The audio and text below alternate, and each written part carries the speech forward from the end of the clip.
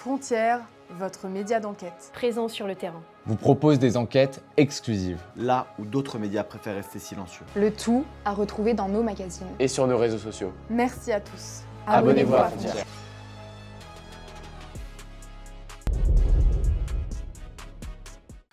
Bonjour à tous, quel plaisir de vous retrouver pour une nouvelle semaine de 100% Frontières. Bonjour Eric. Bonjour Gauthier, bonjour à tous. Vous l'avez très certainement vu déjà ce week-end sur l'antenne de CNews, les équipes de 100% Frontières étaient sur le terrain, au plus près donc de cette manifestation à Saint-Denis samedi. Ça a été très compliqué, on débriefe tout ça dans un instant, juste après le journal de Somaya Labidi. Bonjour Somaya.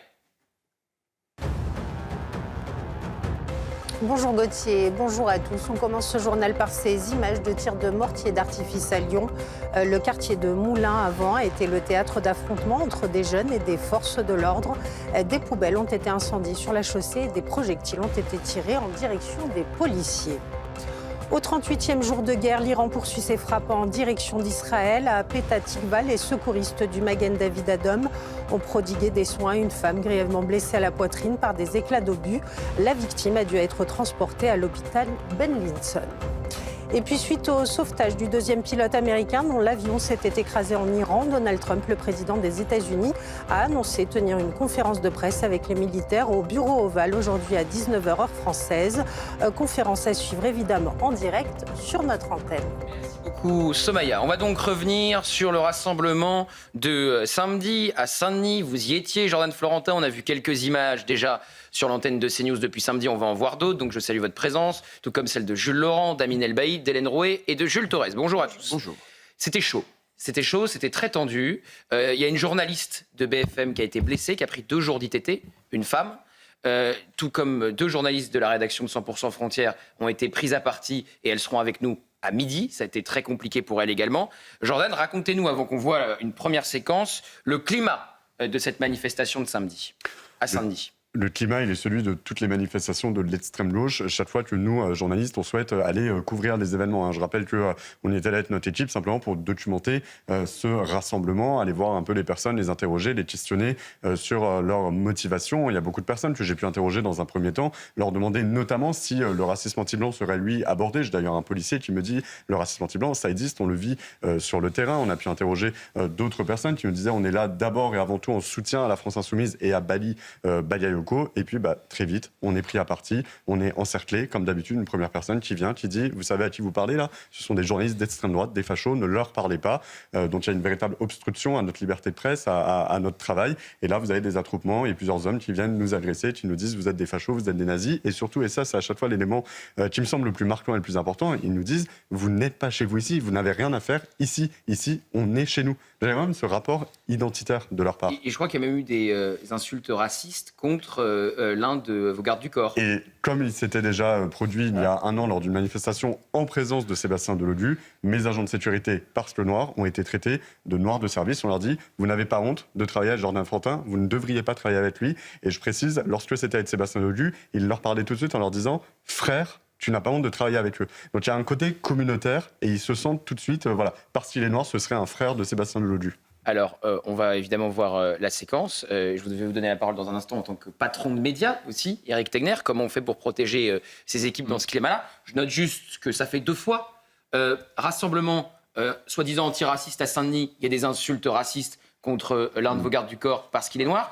Et le rassemblement contre le racisme, la dernière fois, c'était fait à l'appel d'une affiche antisémite contre Cyril Hanouna. Donc ils sont formidables, leur rassemblement antiraciste. C'est-à-dire que c'est leur rassemblement antiraciste, c'est avec des affiches antisémites, première fois, ou avec des insultes racistes, deuxième fois. Et je ne parle même pas de la présence de David Guiraud, qui compare un député de confession juive à un porc. Ils se rassemblent contre le racisme à Saint-Denis parce qu'ils expliquent ce qui est faux, qu'un psychanalyste sur CNews a comparé le maire de Saint-Denis à un singe, ce qui est faux. Mais eux, ils font ce rassemblement avec un député LFI qui a comparé un député de confession juive à un porc. Ça, c'est vrai. Ça s'est passé devant les caméras. Donc, vous voyez le moment où vous avez été pris à partie. Ouais, presque sûr. Pardon, s'il vous plaît, touchez pas la caméra. S'il vous plaît. Allez, tu peux discuter, mais tu touches pas. Non, il n'y a pas de discussion. Pas de facho chez nous. On veut pas de frontières à Saint-Denis, là. Allez, casse-toi. Tu veux pas que je te touche, moi tu touches pas non plus. Allez, casse-toi le facho là. Vous partez d'ici là. Je veux dire devant la caméra de vous m'insulter. On va au nazi. tribunal quand tu veux. Vous pouvez décliner votre nasillon. T'es un nasillon. votre T'es identité. un nasillon. monsieur. Je t'ai dit, tu me files pas, toi. Vous êtes sur l'espace public, vous venez devant la caméra. Écoute. Ne touchez pas à la caméra, s'il vous plaît. Laisse-le. Toi, tu sais quoi? On va se voir au tribunal bientôt. T'es pas au courant, hein? Mais moi, je te le dis. Parce que vous m'avez traité de nazi. Je dis, t'es un petit nasillon. T'es un petit nasillon. Ouais, laisse-le. Touchez pas notre matériel, s'il vous plaît. Laisse-le filmer. Vous ne touchez pas notre matériel, monsieur. Non, c'est pas bon. Non. Je me fais traiter de singe pour ces gens. Non, ça va pas se passer comme ça. Et je précise, Eric, très peu de gens en parlent, qu'une journaliste de BFM a pris 2 jours d'ITT. Donc elle a été blessée. Hier, l'une de nos reporters a été violemment poussée contre des barrières par un bénévole du service d'ordre de la France Insoumise à Saint-Denis, par le service d'ordre de LFI. Personne n'en parle. Lors du rassemblement contre le racisme, elle venait d'avoir le feu vert d'un des élus pour se rapprocher de la scène. Après examen médical, elle s'est vue prescrire 2 jours d'ITT. Cette situation est inacceptable. Informée de cette situation, et LFI a présenté immédiatement ses excuses, admettant que ce bénévole avait vivement réagi, bien sûr. Et on va voir le tweet d'Antoine Léaumont. La SDJ de BFM dit, la Société des journalistes, que LFI s'est excusé. Ah, c'est pas le cas d'Antoine Léaumont. Pas un mot pour dénoncer les mensonges à l'antenne pendant 24 heures sur Rima Hassan. Dommage que la SDJ de BFM se fasse juste l'écho d'une ligne éditoriale anti-LFI. On a une femme qui a pris 2 jours d'ITT, qui a été projetée contre les barrières. Et moi qui pensais que le J de SDJ était pour les journalistes. Donc non seulement vous vous faites blesser, vous êtes projeté contre les barrières, mais en plus vous prenez ce genre de tweet absolument répugnant d'un député de la France Insoumise, Eric Tegner. Oui, c'est très grave et je trouve d'ailleurs que la réaction de BFM TV est beaucoup trop légère. Vous savez, nous, c'est ce qu'on ne cesse de documenter à travers les différents reportages qu'on peut faire. En règle générale, les journalistes qu'on peut dire mainstream de médias comme par exemple BFM TV considèrent que dans le fond, les journalistes de frontières se font agresser. D'une certaine façon, ça pourrait être normal parce que ce sont des fachos. Parfois, il y a quand même une connivence d'esprit sur ce sujet. Mais la vérité, c'est quoi? C'est que la vérité, c'est ils l'ont bien cherché, ils sont venus là pour ça. Complètement. On peut entendre comme souvent. Totalement. Sauf que ce qui nous arrive, leur arrive également. C'est-à-dire que dans l'esprit de l'extrême gauche et de la France Insoumise, tout ce qui est à droite de la France Insoumise, à droite du Parti Socialiste, c'est fasciste, c'est extrêmement dangereux. Vous m'interrogez sur qu'est-ce qui se passe à chaque fois qu'on envoie des reporters sur le terrain. Déjà, depuis plus de 9 mois, je suis systématiquement obligé de faire appel à un service de sécurité. En effet, c'est extrêmement dangereux potentiellement. Il faut quand même rappeler une chose, c'est que lors du meurtre de Quentin, on a découvert que dans les meurtriers présumés, il y avait 2 personnes, dont Jacques-Élie Favreau. Jacques-Élie Favreau, le collaborateur de la France Insoumise de Raphaël Arnaud, avait notamment pris à partie Jordan Florentin 15 jours avant le meurtre de Quentin. Il y avait la même séquence des images d'intimidation, des violences physiques. Il y avait tout cela qui était filmé et les renseignements territoriaux, ce sont des propos rapportés par le Figaro, avaient expliqué que c'était la caméra de Jordan qui lui avait permis de ne pas se faire lyncher. On s'est retrouvé dans le même scénario ce week-end. Et moi, ce qui m'alerte, mais bien sûr, et ce qui m'alerte, c'est le manque de réaction politique aujourd'hui, parce qu'un jour, bien malheureusement, il pourrait y avoir un drame, parce qu'il n'y a pas de réveil collectif. Et la journaliste de BFM TV qui se fait prendre un parti, malheureusement, ça ne me surprend pas. C'est plus en plus que prendre un parti, c'est blessé. C'est 2 jours agressé, d'ITT. bousculé, 2 jours d'ITT projetés contre les barrières. Jordan, est-ce que comme les renseignements l'avaient écrit au moment où vous êtes fait prendre un parti par Jacques-Élie Favreau, vous avez eu la sensation que s'il n'y avait pas eu de caméra, vous auriez été lynché? Mais bien sûr, mais c'était très clair dans les intentions. Il y a une première séquence qu'on ne voit pas d'ailleurs, parce qu'à ce moment-là, la caméra n'était pas encore activée, où ils nous font reculer, ils nous prennent vraiment à partie, ils nous bousculent physiquement. On reçoit des projectiles, il y a toute cette séquence-là. Et puis là, il y a aussi des menaces qui sont absolument claires de la part de l'homme qui nous harcèle jusqu'à notre véhicule dans cette séquence à Saint-Denis, qui me dit, on le voit dans une autre séquence, je vais te poursuivre jusque chez toi. Juste chez toi, c'est nos adresses personnelles qui parfois sont diffusées. C'est-à-dire cette haine, notamment via aussi les appels de Jean-Luc Mélenchon qui appelait à nous capturer, que nous étions des rats crevés qu'il fallait aller chercher. Eh bien, ça se traduit là, à Saint-Denis, avec ces images. Amine El-Bailly, est-ce que vous avez le sentiment de voir un rassemblement antiraciste sur ces images? Non, absolument pas. C'est un rassemblement en réalité qui exclut. Il y a des journalistes qui sont agressés. Il y a des images au sein de la France Insoumise que l'on ne veut pas voir. Il y a des questions que l'on ne veut pas poser et il y a des réponses que l'on ne veut pas entendre. Parce que, évidemment, au sein de la France Insoumise et au sein de l'extrême gauche, dans ce rassemblement prétendument antiraciste, il y a un racisme que l'on ne veut pas voir, c'est le racisme anti-blanc. Je le dis d'autant plus... Pas seulement, hein. Pas seulement. Il y a eu un racisme anti-noir contre les gardes du corps de Jordan Florentin. Le racisme anti-noir à l'égard des gardes du corps de Jordan Florentin, mais je pourrais même aller encore plus loin. Y compris des personnes issues de l'immigration qu'ils appellent post-coloniale, ou des gens issus d'Afrique du Nord, du Maghreb, qui sont insultés d'arabes de service. Je peux prendre l'exemple de M. Théabouafs, qui est le meilleur ami de M. David Guiraud, le désormais nouveau maire de Roubaix, France Insoumise, qui avait insulté cette syndicaliste policière, Linda Kebab, Absolument. d'arabe de service. Et donc, tout ce qui n'est pas dans la communauté, tout ce qui ne fait pas communauté, tout ce qui ne fait pas Oumma pour ceux qui rattachent la communauté à l'islam, eh bien, sont exclus. Et ils ne sont pas seulement exclus, ils sont chassés. C'est-à-dire qu'ils sont poursuivis, ils sont parfois menacés de mort, et ils sont poursuivis jusqu'à leur voiture ou jusqu'à leur domicile. Donc aujourd'hui, les images montrent que ce rassemblement aurait dû, en réalité, pour des raisons d'ordre public, à minima être soit mieux contrôlé, soit interdit. Alors voyez donc justement un deuxième extrait où effectivement on vous poursuit, quoi. On vous laisse pas. Non seulement vous avez quitté les lieux du rassemblement, mais ça suffit pas, quoi. Faut vous humilier et effectivement on menace de venir jusque chez vous. Donc je vous laisse observer, au bout de 5 minutes, la tension. Ici, un rassemblement supposé pacifiste. Ici, à Saint-Denis, des hommes nous agressent depuis tout à l'heure verbalement. Nous insultent, nous qualifient. Vous nous agressez verbalement, monsieur. Mais arrêtez Vous nous avez insulté de nazi. Vous nous avez qualifié de nazi. C'est une insulte. Viens, on va à la police. Mais vous serez poursuivi pour ça, monsieur. Mais tu mens, tu vas On va rien déposer faire. plainte tout de suite. Tu vas rien faire, Je vais viens. porter plainte contre vous, monsieur. Mais t'es un menteur. Voilà, je vous laisse entendre les propos qui sont utilisés ici à Saint-Denis pour notre simple présence avec une caméra. Notre matériel a été touché. On a été insulté de nazis. Nous sommes en train d'être escortés par la police et des allégations. Voilà, ils nous affirment que nous aurions tenu des propos racistes. Tout est filmé, tout est enregistré. Pourquoi On va arrêter de nous harceler, monsieur. Non. Cessez de Moi, nous je harceler, continue. merci. Je continue. Voilà. Qu'est-ce que vous êtes en train de faire? Vous nous suivez depuis un... Oui, on te suit. Est-ce que vous allez parler du racisme anti-blanc aujourd'hui, madame? C'est toi qui es raciste, c'est toi qui insulte les gens, c'est toi qui que vous avez des- Vous ne serez jamais d'accord. C'est toi. Non, il n'y a pas de Bon, monsieur, vous arrêtez de toucher la caméra. Je vais être très clair avec vous, d'accord? ça a donné quoi? Ne me menacez pas. Tu vas faire quoi? Ne me menacez pas. Ton procès Ne me menacez pas. ça a donné quoi? Regardez la tension à cette manifestation supposée pacifique à Saint-Denis. Viens devant. Vous allez nous harceler jusqu'à où, monsieur? Hein? Vous allez nous suivre jusqu'à où? Jusqu'à chez toi. Ah, vous allez venir chez moi? Jusqu'à chez toi, tu vas faire quoi? Ah, vous allez venir chez moi? Tu vas faire quoi? Je me fais traiter de ça sur leurs médias, vous voulez que je reste calme? Non, c'est... Non. Je suis calme. Vous protégez les races? Bon, c'est évidemment faux, toutes leurs allégations.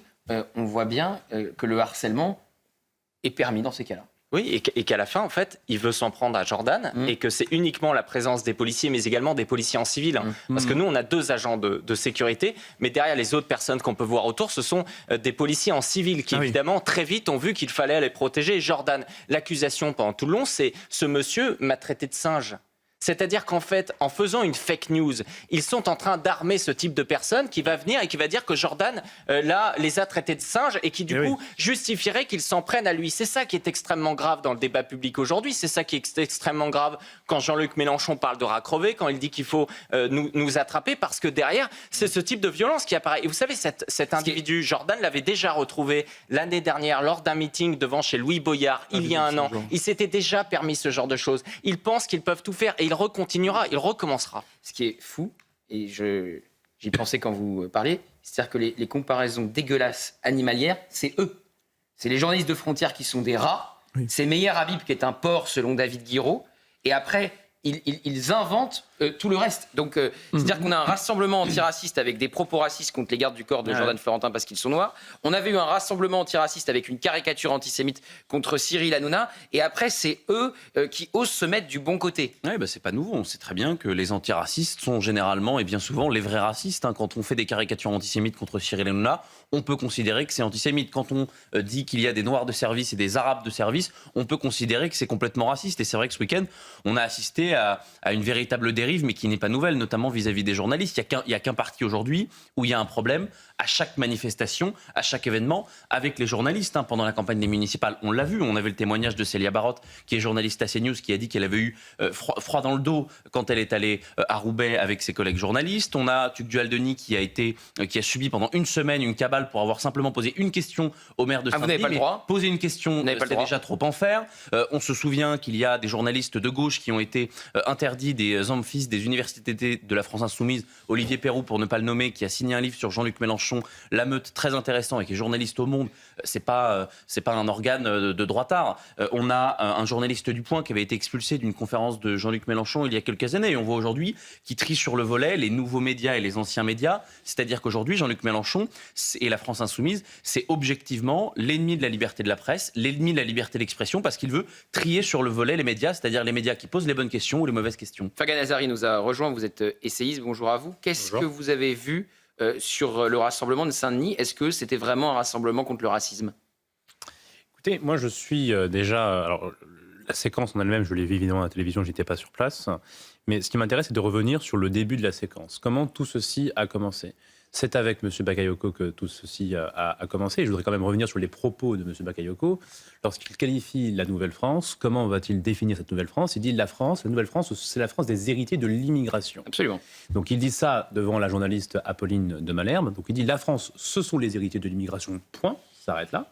Donc c'est lui qui va définir la France et son nouveau socle électoral sur une base ethnique, sur une base raciale. Tout à fait. Au passage, lorsque M. Bakayoko dit cela, ça ne fait nullement sursauter Apolline de Malherbe et personne n'a condamné cette racialisation du corps électoral et de cette fameuse Nouvelle-France. Que n'aurait-on dit si, par exemple, un député du Rassemblement national avait dit la Nouvelle-France, ce n'est que celle des Français de souche, à l'exclusion de toutes les autres catégories sociales.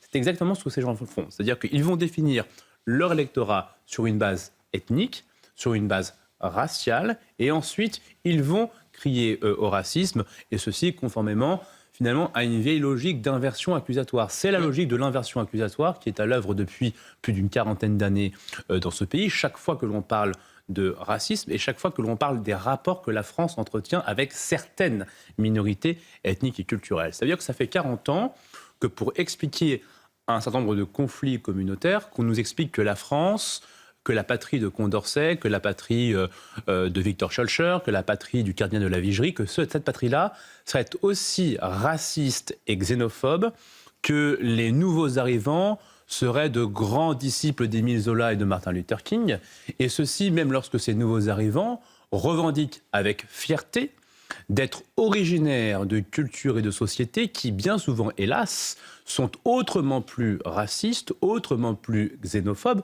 autrement plus fermées à la différence que ne le sont les sociétés occidentales aujourd'hui. Puisque c'est bien de cela dont il s'agit. M. Bakayoko, lorsqu'il se prévaut de son ascendance noble, notamment puisque c'est ainsi qu'il s'est présenté, il fait valoir cette ascendance comme étant un critère qui prouverait son attachement au bien commun.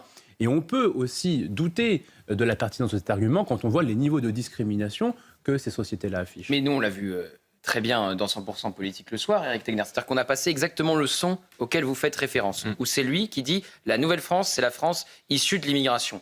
En excluant au passage de la francité tous ceux qui avaient le malheur d'être là avant et qui ont, me semble-t-il, contribué à bâtir le pays et les institutions dont ce monsieur bénéficie. Et qu'a fait LFI, Manuel Bompard en l'occurrence, ils ont coupé le son de Bali Bagayoko, ils ont pris les propos d'Éric Tegner et Yohann Usaï derrière, et ils ont fait croire qu'ils faisaient une généralité et qu'ils parlaient de toute la France. Or, Éric Tegner disait c'est pas toutes les immigrations dont parle Bali Bagayoko, et Yohann Usaï se demandait s'il avait sa place au sein de cette nouvelle France.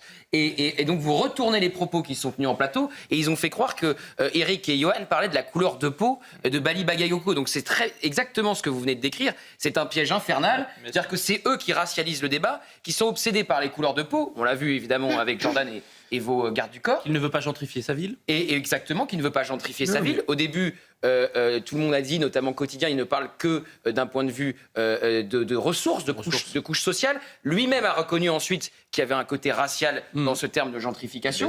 Et donc c'est un piège infernal, un piège avec lequel il va falloir composer jusqu'en 2027, où ça va être le climax, évidemment. Oui, parfaitement. Fergan Azari a raison. C'est-à-dire que moi, je me contentais, par exemple, de rappeler que mon père était étranger. Donc, que je venais d'une certaine immigration. Et que, visiblement, cette immigration n'était pas valorisée. La preuve étant qu'ils ont utilisé ce passage passage en tentant de me discréditer, alors que selon leur logique, au contraire, ils auraient dû plutôt valoriser ce modèle d'intégration et d'assimilation. Également, Amine El-Bailly en parle très souvent. Le deuxième élément, on l'avait souligné dès le soir même, c'est-à-dire que Bali Bakayoko, de lui-même, a expliqué que cette immigration, c'était le peuple historique de Seine-Saint-Denis. Et donc, on se contentait de rappeler que non, historiquement, à Saint-Denis, c'était, par exemple, l'ouvrier blanc qui pouvait voter communiste. Et le troisième point, moi, je suis surpris de voir que ces derniers jours, sur certains grands plateaux de télévision, on va comparer M. Bali Bakayoko au nouveau Barack Obama. On va même l'interroger, c'est-à-dire qu'il y a quand même une journaliste qui lui a dit « Monsieur Bakayoko, vous êtes noir, c'est un atout, vous êtes le nouveau Barack Obama ». Et on montrait des images où on le voyait jouer au basket. C'est sidérant. C'est un racisme absolu.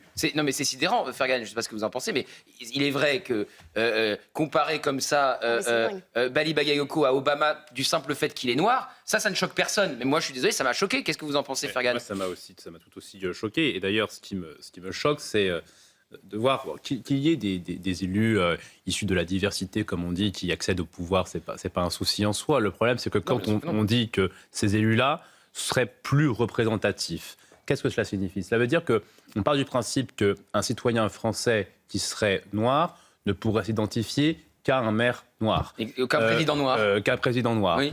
Qu'il serait anormal qu'une personne de couleur s'identifie à un élu blanc parce qu'il aurait de meilleures affinités politiques. C'est-à-dire que le critère de la bonne représentation politique n'est plus le critère idéologique, n'est plus le critère de la philosophie politique, c'est devenu l'appartenance communautaire. Et donc on dit que pour représenter les Noirs, il faut des Noirs, pour représenter des Blancs, il faut des Blancs, pour représenter des Juifs, il faut des Juifs, pour représenter des Verts, il faut des Verts. Donc on est dans une espèce de tribalisation de la société qui est complètement assumée et même valorisée par un certain nombre de médias, qui exaltent la couleur de peau comme étant un critère de bonne représentation politique. Et ce sont ces mêmes personnes qui vont ensuite donner des leçons de républicanisme. Et c'est eux qui vont aussi donner des leçons de féminisme, Hélène Rouet, alors qu'on va avoir les deux journalistes de Frontières qui ont été prises à partie ce week-end. Et on a donc une journaliste, une reporter de BFM qui a eu 2 jours d'ITT et qui a été projetée par un homme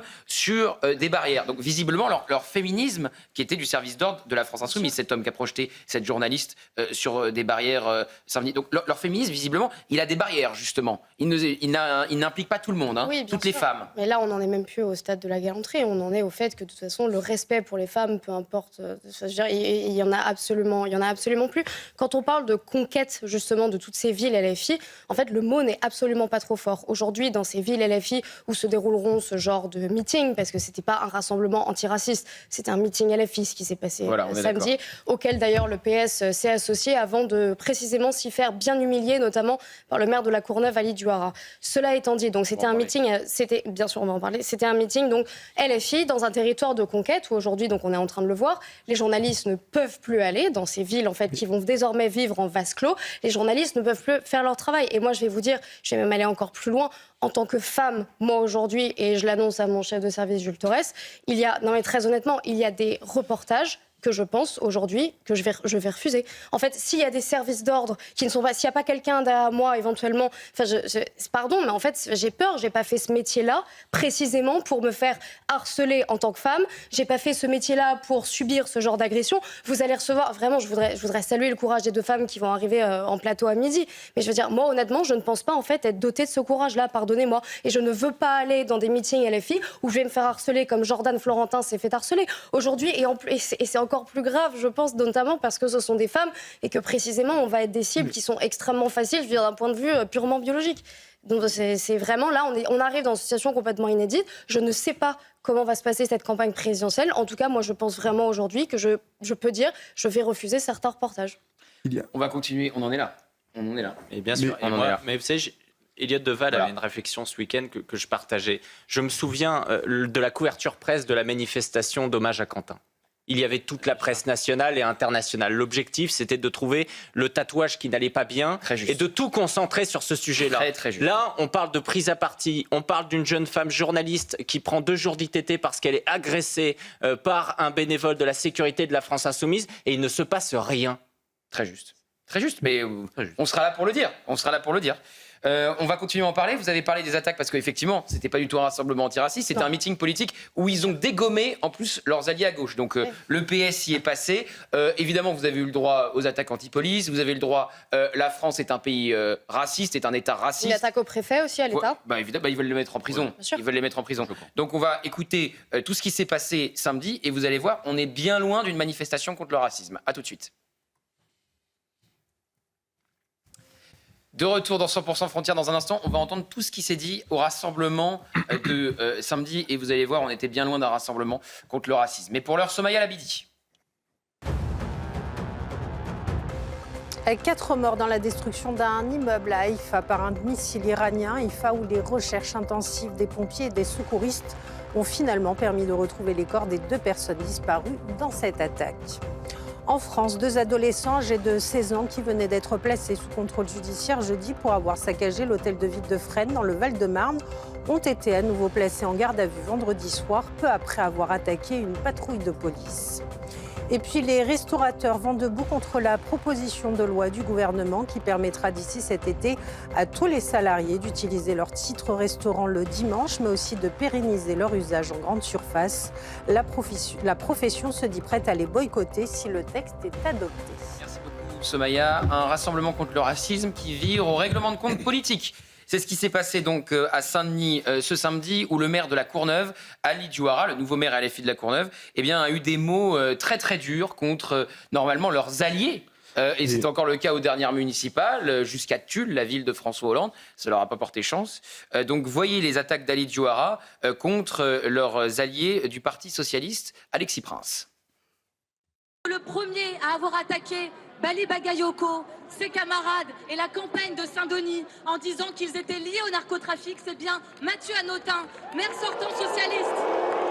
Le rassemblement contre le racisme de samedi a parfois pris les allures d'un règlement de compte entre 2 gauches. La première génération d'antiracistes, incarnée par les socialistes et SOS Racisme qu'ils ont fondé dans les années 80, a été conspuée par les nouveaux décoloniaux de la France insoumise.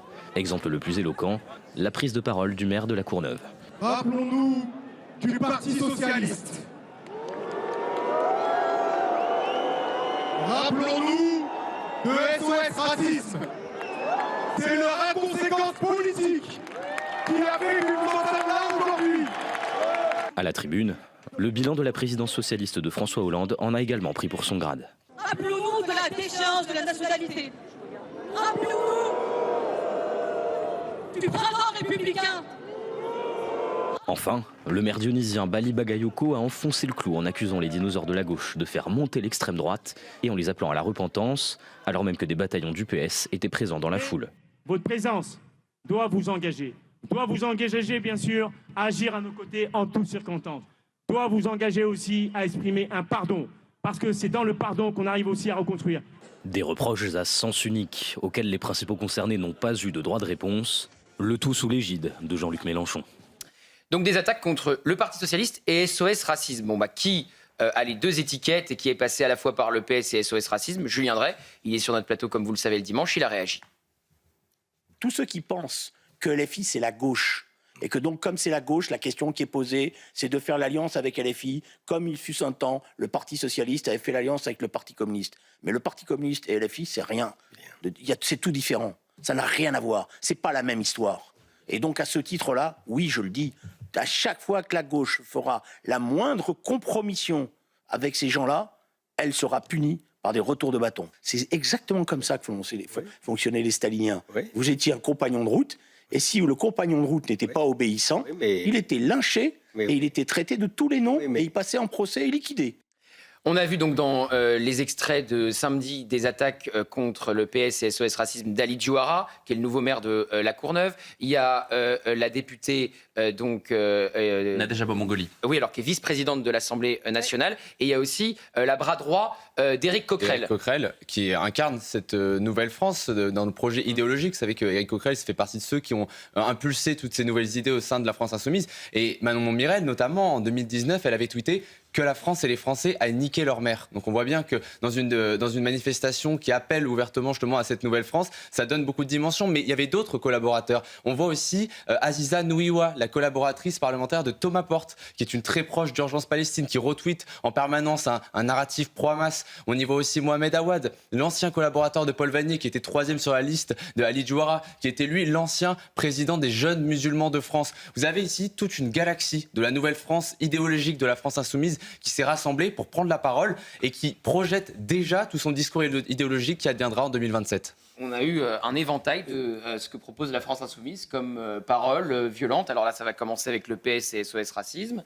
On voit donc que la révolution dévore toujours ses enfants, quelque part. Et puis on va entendre ce qu'ils ont dit sur la police, ce qu'ils ont dit sur le racisme en France. Oui, tout à fait. Et il faut souligner auprès de nos téléspectateurs que toutes ces personnes qui sont des nouveaux visages n'étaient pas des nouveaux visages pour l'émission 100% Foncière, parce que pendant toutes les élections, pendant toute la campagne électorale des élections municipales, on a cessé d'expliquer qui étaient ces nouveaux profils qui allaient être mis en avant malgré les nombreux dérapages. Depuis de longs mois, on pouvait voir cette radicalisation dans les collaborateurs parlementaires, évidemment, de la France insoumise, qui sont mis en avant. Donc, en effet, on a l'impression que certains, notamment chez les socialistes, semblent découvrir cela. C'est-à-dire, ils se font réellement humilier samedi lors des discours. Bien sûr. Amine. Moi, je constate une rupture. Parce que traditionnellement, dans une manifestation citoyenne, a fortiori, contre le racisme, on donne la parole à toutes les entités associatives et politiques représentées. Sur ce podium, il n'y avait pas de représentants effectivement du Parti socialiste, au contraire, ils ont même été conspués. Il n'y avait pas de représentants de la Ligue des droits de l'homme, dont on a vu un certain nombre de drapeaux. Et je suis même très étonné que la Ligue des droits de l'homme, qui toutes les semaines condamne systématiquement les propos d'intervenants, y compris sur cette chaîne, n'ait pas condamné les propos racistes qui ont été tenus à l'égard de vos 2 agents de sécurité, insultés de noirs de service parce qu'ils étaient noirs et parce qu'ils assuraient la protection de des journalistes de frontières. Donc ça, c'est le premier point. Le deuxième élément, c'est que tout à l'heure, on parlait effectivement de ce rapport entre la Nouvelle-France et l'immigration. J'ajoute à cela une dimension communautariste et une dimension islamiste. Parce que, vous savez, moi, mes parents sont issus de l'immigration. Et la pire injure que l'on peut faire à tous ceux qui sont venus d'ailleurs, c'est-à-dire de l'autre côté de la mer Méditerranée, et qui se sont battus pendant 30 ans à travers le combat social, le combat contre les discriminations dans les quartiers populaires, c'était justement pour éviter cette étiquette d'appartenance communautaire, parce que nos parents et nos grands-parents ne veulent pas qu'on les appelle les Français issus de l'immigration. Ils veulent qu'on les appelle les Français tout court, parce qu'ils se sont battus. Et dans cette nouvelle France sont exclus, évidemment, un certain nombre de Français, y compris de confession musulmane. Sont exclus, par exemple, les harkis, qui ont été insultés de sale traite par M. Abdelkader Lamar, qui est le nouveau maire de Vaux-en-Velin, député de la France insoumise.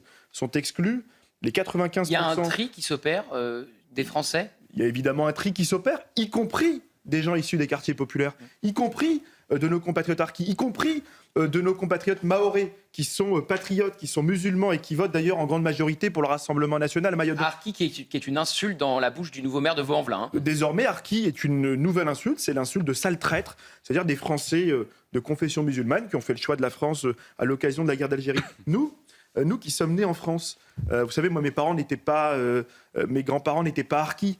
Et pour autant, cette paix-là, elle appartient au passé. Notre nouvelle génération, elle avance main dans la main. Et aujourd'hui, la France insoumise est en train d'appuyer sur les plaies du passé. La division, elle s'opère, y compris dans les quartiers populaires. Et Fergan, vous disiez, c'est eux qui racialisent le débat, et c'est le nouveau maire de Saint-Denis qui a parlé de Français issus de l'immigration pour dire ce que représentait la Nouvelle-France. Oui. On a un nouveau tweet de Sébastien Delogu qui nous montre pour lui ce qu'est la Nouvelle-France. Et c'est donc un tweet du rassemblement de samedi à Saint-Denis où on le voit embrasser la main d'une femme portant un voile. Donc c'est la promotion également, là aussi, du voile. Est-ce qu'on peut voir le tweet de Sébastien Delogu? Vous allez le voir dans un instant, Fergan. Tweet qui a fait l'objet de beaucoup de commentaires controversés d'ailleurs de la part de l'islamosphère qui jugeait pas convenable de toucher ainsi une femme voilée. Oui. Voilà, donc c'est bien eux qui mettent en avant cela. C'est-à-dire que quand ils parlent de Nouvelle-France, est-ce qu'il y a un tri qui s'opère au sein de cette Nouvelle-France? Et qu'est-ce que ça dit de faire la promotion du voile comme cela? Bien sûr qu'il y a un tri qui s'opère. Encore une fois, lorsque l'on reprend les propos du maire de Saint-Denis qui nous parle de la Nouvelle-France comme celle des héritiers de l'immigration à l'exclusion de toute autre catégorie, c'est une sélection qui est faite sur une base ethnique et raciale. Et donc, en effet, tous les Français qui étaient là avant, tous les assimilés qui sont traités, qui sont qualifiés d'arabes de service, de nègres de maison, sont exclus en effet de cette Nouvelle-France. Et je ne parle même pas de nos compatriotes de confession d'origine juive, puisque ces dernières semaines, on s'en souvient, M. Mélenchon s'était illustré par de nombreux dérapages antisémites qui sont passés quand même assez sereinement, dans le sens où ces dérapages n'ont pas du tout été rédhibitoires, en tout cas pour constituer des alliances au niveau local. Et ce qui est assez curieux, c'est que nous savons maintenant aujourd'hui que la France insoumise est objectivement le parti le plus xénophobe du spectre politique. On l'a vu avec l'antisémitisme qui a longtemps été en France le grand marqueur d'intolérance. La France, qui était à juste titre traumatisée par l'épisode de Vichy, considérait vraiment l'antisémitisme comme le grand marqueur d'intolérance et de racisme. Et lorsque vous prenez les sondages aujourd'hui, eh bien, il apparaît que la prévalence des préjugés antisémites est aujourd'hui bien plus élevée chez la France insoumise que chez, par exemple, le parti, le Rassemblement national, qui était historiquement considéré comme étant un parti aux racines antisémites. C'est un sondage qui a été publié en janvier, qui est passé complètement inaperçu. Sondage IFOP pour l'Union des étudiants juifs de France, et qui montrait en effet qu'au sein de la France insoumise, la proportion de gens qui jugeaient que les juifs avaient trop de pouvoir dans la politique, l'économie et les médias était bien plus élevée que dans tous les autres partis politiques réunis. Et donc ce sont ces gens-là qui vont ensuite donner des leçons d'antiracisme et de républicain. Et on voit très clairement, Hélène, pour eux, comment ils définissent la Nouvelle-France. C'est-à-dire que personne d'autre ne le fait que c'est le nouveau maire de Saint-Denis qui nous dit c'est la France issue de l'immigration. C'est pas CNews ou 100% Frontières qui l'explique. C'est le maire de Saint-Denis. Fergan l'a rappelé, il l'a dit plusieurs fois. C'est Sébastien Delogu qui fait un tweet en disant « Ma nouvelle France », c'est donc une France où on fait l'apologie ou la promotion du voile, qui cache le corps des femmes. C'est eux qui le disent, c'est très clair. « Ma nouvelle France », dit Sébastien Delogu. Bien sûr, c'est eux qui le disent, mais c'est fait avec la complaisance notamment de la classe politique du centre et également de la classe médiatique dans son entièreté. On disait, quand on voit Bali Bagayoko qui est reçu par Anne-Sophie Lapix, le récit médiatique, en fait, il commence à ce moment-là. Quand Anne-Sophie Lapix, elle-même, qui est pourtant, on ne peut pas l'accuser de racisme, elle-même dit « Vous êtes une sorte de nouveau Barack Obama », et elle pose même la question de savoir, elle va tellement loin dans l'interview, elle pose même la question de savoir si Bali Bagayoko, peut-être, pourrait avoir un destin national à la place de Jean-Luc Mélenchon. C'est Anne-Sophie Lapix qui pose la question. Là, c'est pas LFI à ce moment-là qui met vraiment des figures, si vous voulez, en avant. Donc là, et tout ce qui s'est passé la semaine dernière aussi, quand on voit évidemment le gouvernement, si vous voulez, qui préfère passer la semaine sur CNews au lieu de parler du fond de Bali Bagayoko, c'est en ça où justement l'émergence de cette nouvelle France, non seulement, bon, LFI le veut, ça on le savait, mais c'est fait avec la complaisance de la classe médiatique de manière générale et même des politiques parfois du centre. Eric, c'est vrai que moi j'ai entendu des propos très choquants samedi qui mettent en danger les policiers. Cette vice-présidente de l'Assemblée nationale qui fait partie de la France insoumise, qui explique que la police finalement sélectionne que vous soyez noir ou arabe ou blanc. C'est extrêmement grave. Et de ne pas entendre le ministre de l'Intérieur, Laurent Nunez, ou encore le préfet de Seine-Saint-Denis, qui pourtant était ravi d'aller contre CNews ces derniers jours, c'est étonnant parce qu'il y a des gens sur le terrain des policiers qui sont mis en danger à cause de cela. Laurent Nunez, il est trop occupé à défendre le voilement des fillettes. Il ne peut pas être sur tous les fronts. Écoutez donc justement la vice-présidente de l'Assemblée nationale. Le sujet, c'est cette République malade qui fabrique le racisme d'État, avec des ministres qui distillent des fake news contre Bali Bagayoko pour le mettre au pas. Ils n'y arriveront pas. Avec un ministre de l'Intérieur qui veut dissoudre un collectif contre l'islamophobie, ils n'y arriveront pas. Avec des préfets qui sortent de leur rôle et qui viennent nous dire ce que nous avons le droit de dire ou pas, surtout lorsque cela concerne des policières qui touchent toujours les mêmes, les Noirs et les Arabes. La vice-présidente de l'Assemblée nationale attaque la police, attaque les préfets, Jules Torres. Elle insulte les journalistes aussi sur Twitter.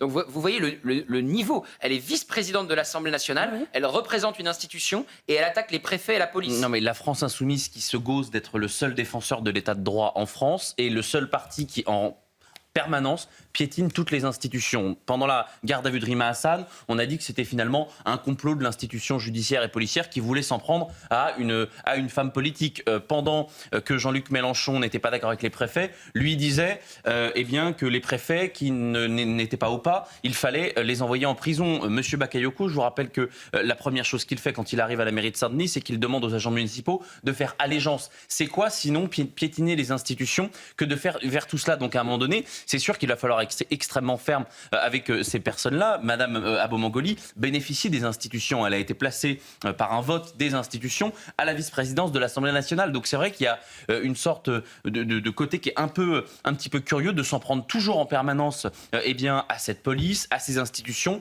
et même à la politique, parce que c'est la politique qui a permis à M. Bagayoko d'être élu maire, c'est la politique qui a permis à Mme Abomangoli d'être élue vice-présidente de l'Assemblée nationale et d'être députée. Donc c'est vrai que c'est toujours un peu curieux et ça montre une certaine haine de soi. Mais sur la Nouvelle-France, moi j'ai hâte de voir les prochaines semaines parce que je pense qu'il va y avoir une friture au sein de la France insoumise. C'est-à-dire que la Nouvelle-France de M. Delogu, j'ai pas l'impression que ce soit la même que celle de M. Boyard. M. Boyard, ce matin, il dit quoi? La Nouvelle-France, c'est quoi? C'est l'inverse de la France d'il y a 60 ans, celle où il n'y avait pas Internet, où on ne parlait pas du dérèglement climatique et où il y avait l'égalité, il n'y avait pas l'égalité entre les hommes et les femmes. J'ai pas l'impression qu'ils aient la même définition. Ils se sont peut-être exclus. Ils se sont peut-être exclus. C'est vrai qu'on le voit moins en ce moment, M. Boyard. Ils se sont peut-être exclus parce que si il en croit les définitions que donnent une nouvelle fois seulement les responsables LFI, donc le maire de Saint-Denis et le député LFI de Marseille, Sébastien Delogu, Louis Boyard, il a peut-être pas toute sa place. Hein. Il doit faire. C'est ce qu'avait déjà suggéré Rima Hassan lorsqu'elle disait que l'antiracisme, entre guillemets, je dis bien, avec 1000 guillemets, l'antiracisme a besoin de visages incarnés, sous-entendu. Bon, maintenant, les Blancs, vous êtes gentils, mais place effectivement aux racisés qui, en tant que racisés... Elle avait dit à Mathilde Panot, le temps du porte-parole est révolu. Et elle n'a pas partagé la photo de David Guiraud lorsqu'elle a salué l'arrivée de nouveaux maires de la France insoumise. Elle a mis que les maires élus de couleur noire. C'est quand même incroyable. Où est le racisme? Où est le racialisme? C'est-à-dire qu'au lieu de féliciter tous les maires de la France insoumise qui ont été élus, non, vous virez David Guiraud parce qu'il est blanc. C'est ça la réalité. Et Louis Boyard, il est tout blanc, tout moche. Cette photo, pour citer Jean-Luc Mélenchon. En disant les nôtres avec des maires qui étaient exclusivement noirs, sous-entendant effectivement que les nôtres c'était les noirs et que les blancs n'étaient pas des nôtres. Une espèce d'exclusion, là encore une fois, sur des critères ethniques.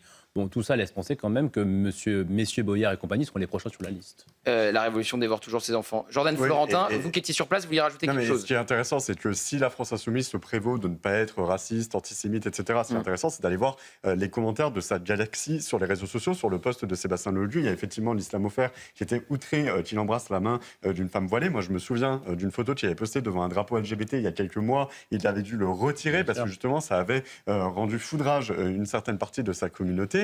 Et puis également, des commentaires sur des vidéos qui ont circulé de ma prise à partie sur place. Si certains doutent des propos racistes qui ont été tenus par mes agents de sécurité, je les invite à aller voir sur les réseaux sociaux les commentaires qui sont faits. Ce sont des commentaires du type « Mais que font des Noirs autour de Jordan Florentin à assurer sa sécurité ?» C'est ça aussi que le poison que distille la France insoumise. Et je reviens juste un instant sur le rassemblement de l'extrême gauche. J'en veux pour preuve que qui nous a pris à partie en premier lieu? Quel rapport avec le racisme lorsque la première personne qui nous prend à partie est une militante queer transgenre, lorsque la deuxième personne qui nous prend à partie est une militante qui porte un t-shirt SOS Méditerranée? Vous me direz quel est le rapport avec l'antifascisme et l'antiracisme? Mais vous avez vraiment souligné le cœur du sujet pour moi, qui est l'alliance improbable entre islam politique et wokisme. Et c'est pourquoi il y a une partie des électeurs de Sébastien Delogu qui s'offusquent quand il pose devant un drapeau LGBT. La question, c'est combien de temps va tenir cette alliance entre islam politique et wokisme. Et juste une anecdote enfin là-dessus. J'étais ce week-end avec un nouveau maire d'hiver droite qui a été élu dans une cité industrielle qui a été pendant 50 ans à gauche. Vous savez ce qu'il a eu comme témoignage? Des Turcs et des musulmans de sa commune ont dit « Nous ne voterons plus pour le maire socialiste parce qu'il a peint au sol un passage piéton arc-en-ciel ». On n'a pas voté pour cela. Voilà ce qu'ils disent. Bien sûr. Et vous avez des, on l'a vu face caméra, des Français qui ont fait le choix de voter David Guiraud parce qu'il a traité Meyer Habib de porc. Le même David Guiraud qui va dans un rassemblement antiraciste. Ensuite, je vous donne la parole dans un instant, Amine, mais je veux qu'on écoute. Donc, l'élu de Saint-Ouen, Manon Montmirail, qui travaillait avec Éric Coquerel. Et Éric Coquerel qui va dire ceci. Écoutez bien, la France de Retailleau correspond à la France de Pétain et à la France du droit du sang. Voilà ce que dit donc Éric Coquerel, ce qu'a dit Éric Coquerel, mais on nous dit que c'est un rassemblement contre le racisme. C'est un rassemblement contre la police, c'était un rassemblement contre les préfets, c'était un rassemblement contre le Parti socialiste et contre les républicains, de règlement de compte politique. C'était absolument pas un rassemblement contre le racisme, parce que sinon, vous n'auriez pas mis quelqu'un qui a comparé Meyer Habib à un porc, encore une fois. Écoutez donc cet extrait. Le fait d'être racisé dès notre naissance, sur la base d'un imaginaire collectif, qui nous condamne à un statut d'infériorité, toujours relégué à la périphérie de l'universalité et de l'humanité. Et parce que nous dénonçons ça, nous sommes attaqués, voire même traités de racistes. Il y a les propos de nos ennemis idéologiques, à savoir les réactionnaires, les anti-révolutionnaires comme la droite de Bruno Retailleau. Le 4 avril, la France antiraciste est de retour. C'est le début d'une réponse à leur monde. Ce monde, ça a été dit tout à l'heure, que résume Retailleau. La nouvelle France de Jean-Luc Mélenchon, dit-il, ce n'est pas notre France, heureusement. Lui, c'est la France de Morois, c'est la France de Pétain, c'est la France des Français de papier, c'est la France du droit du sang. La nouvelle France, elle n'est pas séparatiste, elle est généreuse. Elle a vocation à unir le peuple, à le dynamiser, parce que nous sommes partageux, nous. Notre France est ici. La République, c'est nous. C'est la France de Pétain, c'est la France de Maurras, dit Maurras. Éric Coquerel. Éric Coquerel à propos de Bruno Retailleau. Enfin, c'est sidérant. Oui, c'était le rassemblement de la haine. C'est-à-dire qu'ils se sont dit quoi? Ils se sont dit, bon, on va essayer d'inviter tous ceux qui sont en capacité d'aller insulter tous ceux qui sont finalement, qui ne sont pas de notre camp. Et c'est absolument sidérant. Et c'est ça l'appel, moi, que je fais de façon régulière. C'est-à-dire qu'on a toujours tendance, dans les médias mainstream ou même auprès du bloc central, à considérer que dans le fond, le problème aujourd'hui, c'est les extrêmes, que ce soit extrême gauche ou extrême droite. On met à peu près tout le monde et n'importe quoi dans l'extrême droite et on pense qu'on s'en sortira. L'énorme problème qu'il faut avoir en tête, c'est que la France insoumise, elle met sur le même plan aujourd'hui le bloc central, mais également ce qui qualifie d'extrême droite. Et Bruno Retailleau, aujourd'hui, en effet, concentre toutes les haines, concentre tous les colibés depuis plusieurs mois et qu'on se retrouve quand même avec M. Coquerel, qui est le président de la Commission des Finances, encore un représentant des institutions françaises, utiliser ce type de propos, tout comme il y a quelques années, il expliquait que dans le fond, il y avait peut-être un peu trop de blancs, en tout cas qu'il n'y avait pas assez de noirs sur les listes ou encore qui sont élus, eh bien c'est extrêmement inquiétant. Écoutez donc Bali Bagayoko, parce qu'après, c'est encore une fois les attaques contre les institutions. Toujours. Donc on a dit les préfets, la police, et là c'est l'État globalement. Malheureusement, ces actes racistes, ces propos racistes se sont produits par le passé. Et ce qui est concernant, c'est que année après année, génération après génération, les institutions sont défaillantes, parfois même sont complices. Donc c'est la raison pour laquelle nous venons le dire à nouveau, Dionysiens et Dionysiennes, Pierre-Foutois, habitants d'ailleurs des différents quartiers populaires, que trop c'est trop et cela doit cesser. Donc c'est systématique, c'est-à-dire la police, les préfets, les institutions, et après on nous fait croire que c'est un rassemblement contre le racisme. Mais ils veulent quoi de plus ?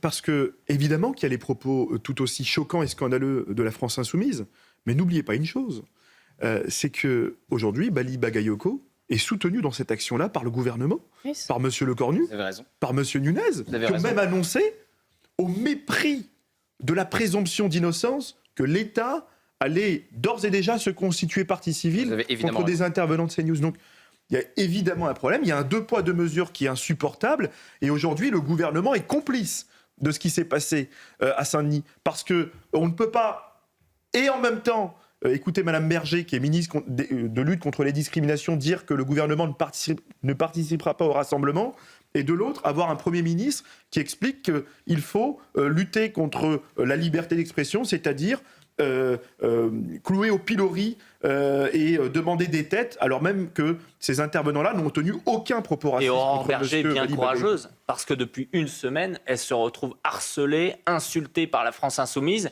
qui lui demande de se plier à leurs injonctions, de venir au rassemblement, etc. Comme si ça semblait normal, et c'est là où vous avez raison. Heureusement qu'elle n'y est pas allée, parce que c'est un piège. Et vous imaginez Aurore Berger à côté des députés de la France insoumise, ça serait absolument sidérant, mais vous avez raison. Ils ont cru que ça pouvait être possible, vu que Laurent Nunez, ministre de l'Intérieur, qui est aujourd'hui pour le port du voile par les fillettes en France, eh bien, finalement, allait dans leur sens. Quel regard vous portez, Fergan, sur Laurent Nunez, qui, dans la même semaine, fait le jeu de LFI sur ce qui s'est passé sur CNews, puis fait le jeu des frères musulmans en défendant le voile des petites filles. Quel regard on peut avoir sur ce ministre de l'Intérieur ? Écoutez, moi, j'ai été particulièrement effrayé par le moment où il explique, en effet, que ceux qui critiquent l'islam et qui jugent l'islam incompatible avec la République sont les ennemis de la République laïque et donc de la France. Il ne dit pas opposant, il ne dit pas adversaire, il parle vraiment d'ennemi. C'est une terminologie qui n'est absolument pas anodine. Bon, moi, quand j'ai entendu ça, je me suis dit, bon, est-ce qu'il faut s'attendre à ce que les flics de demain viennent à ma porte, puisque lorsqu'on relit quand même une bonne partie de la littérature française, Tocqueville, Diderot, Voltaire, Ernest Renan, enfin, il y a quand même de grands monuments de la littérature politique et de la philosophie française qui avaient quand même quelques critiques contre l'islam. Alors ça veut dire quoi? Ça veut dire que si M. Nunez avait été au pouvoir à l'époque, ils auraient embarqué ces figures-là en les considérant comme des ennemis de la patrie, tout en faisant l'apologie du voilement des fillettes devant une assemblée de représentants de dictatures islamiques, des représentants de la Ligue arabe, des représentants de la Mauritanie, donc un cartel de clubs démocratiques. Et donc ce sont devant ces pays-là, qu'on prêche la tolérance, l'égalité, la liberté de conscience, devant des pays où ces libertés, cette tolérance n'existe nullement. Et on part du principe que la crainte de l'islam est forcément le fruit de la méconnaissance, comme si en connaissant mieux l'islam, on en viendrait à davantage apprécier cette religion. Écoutez, moi j'ai travaillé sur le livre « L'islam contre la Méditerranée » pendant 5 ans. Je vous avoue qu'en 5 ans de travail, ça ne m'a pas vraiment rapproché de cette religion, mais parce que je constate, hélas, que le monde musulman est le terreau de beaucoup trop de dysfonctionnements. Et ça fait peut-être aussi le lien avec le salon des frères musulmans que j'ai fréquenté hier.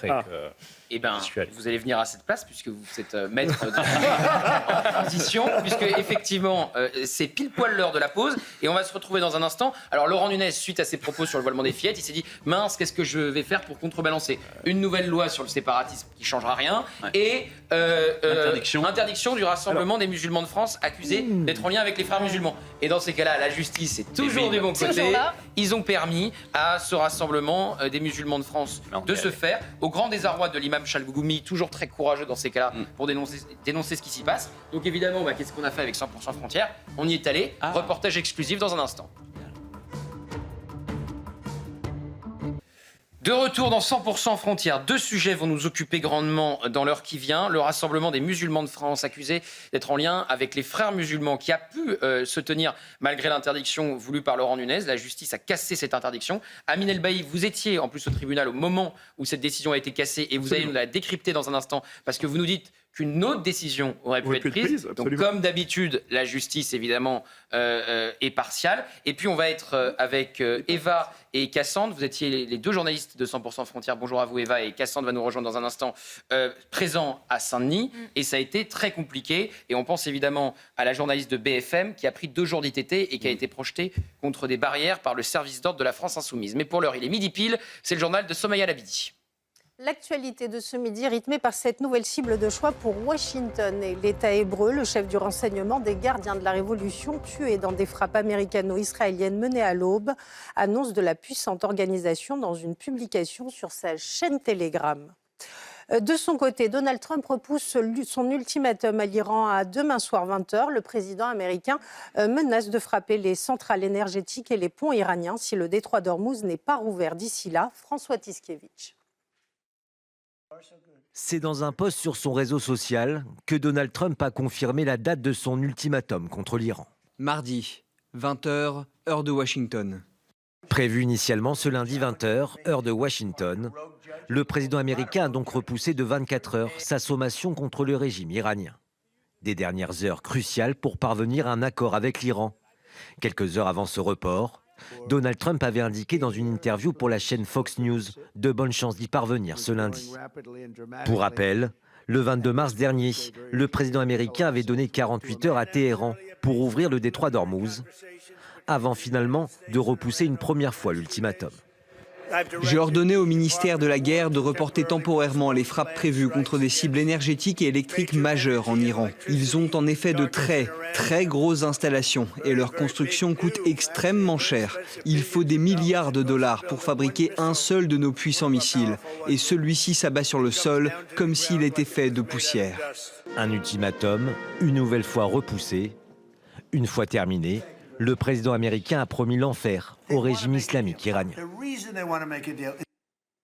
En France, 2 adolescents âgés de 16 ans qui venaient d'être placés sous contrôle judiciaire jeudi soir pour avoir saccagé l'hôtel de Ville-de-Fresnes dans le Val-de-Marne ont été à nouveau placés en garde à vue vendredi soir, peu après avoir attaqué une patrouille de police.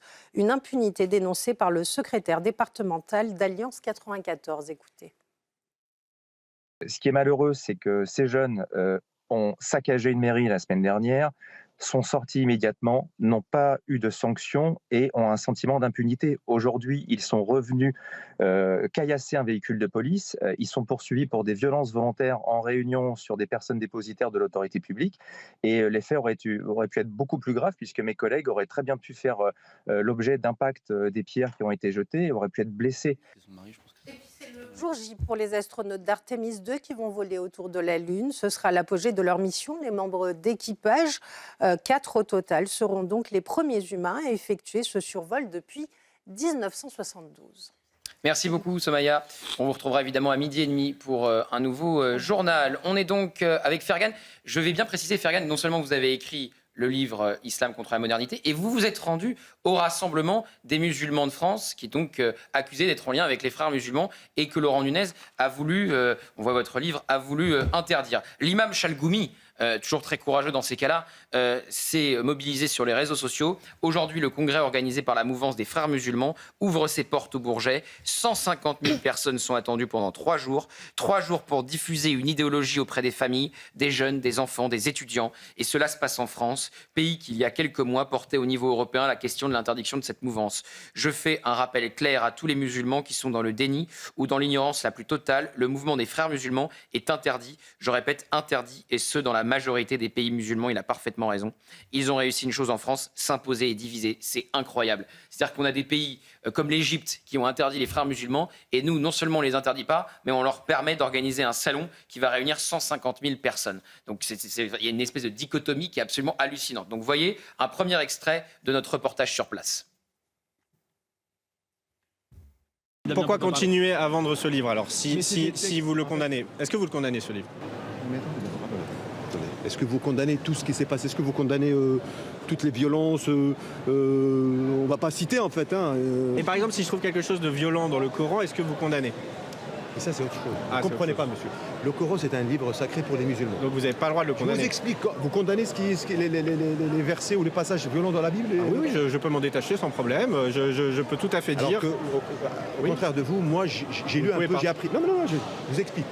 J'ai appris ma religion et j'ai fait des études et j'ai compris que les textes ne s'appliquent pas d'une manière aveugle. Les textes s'appliquent selon des conditions.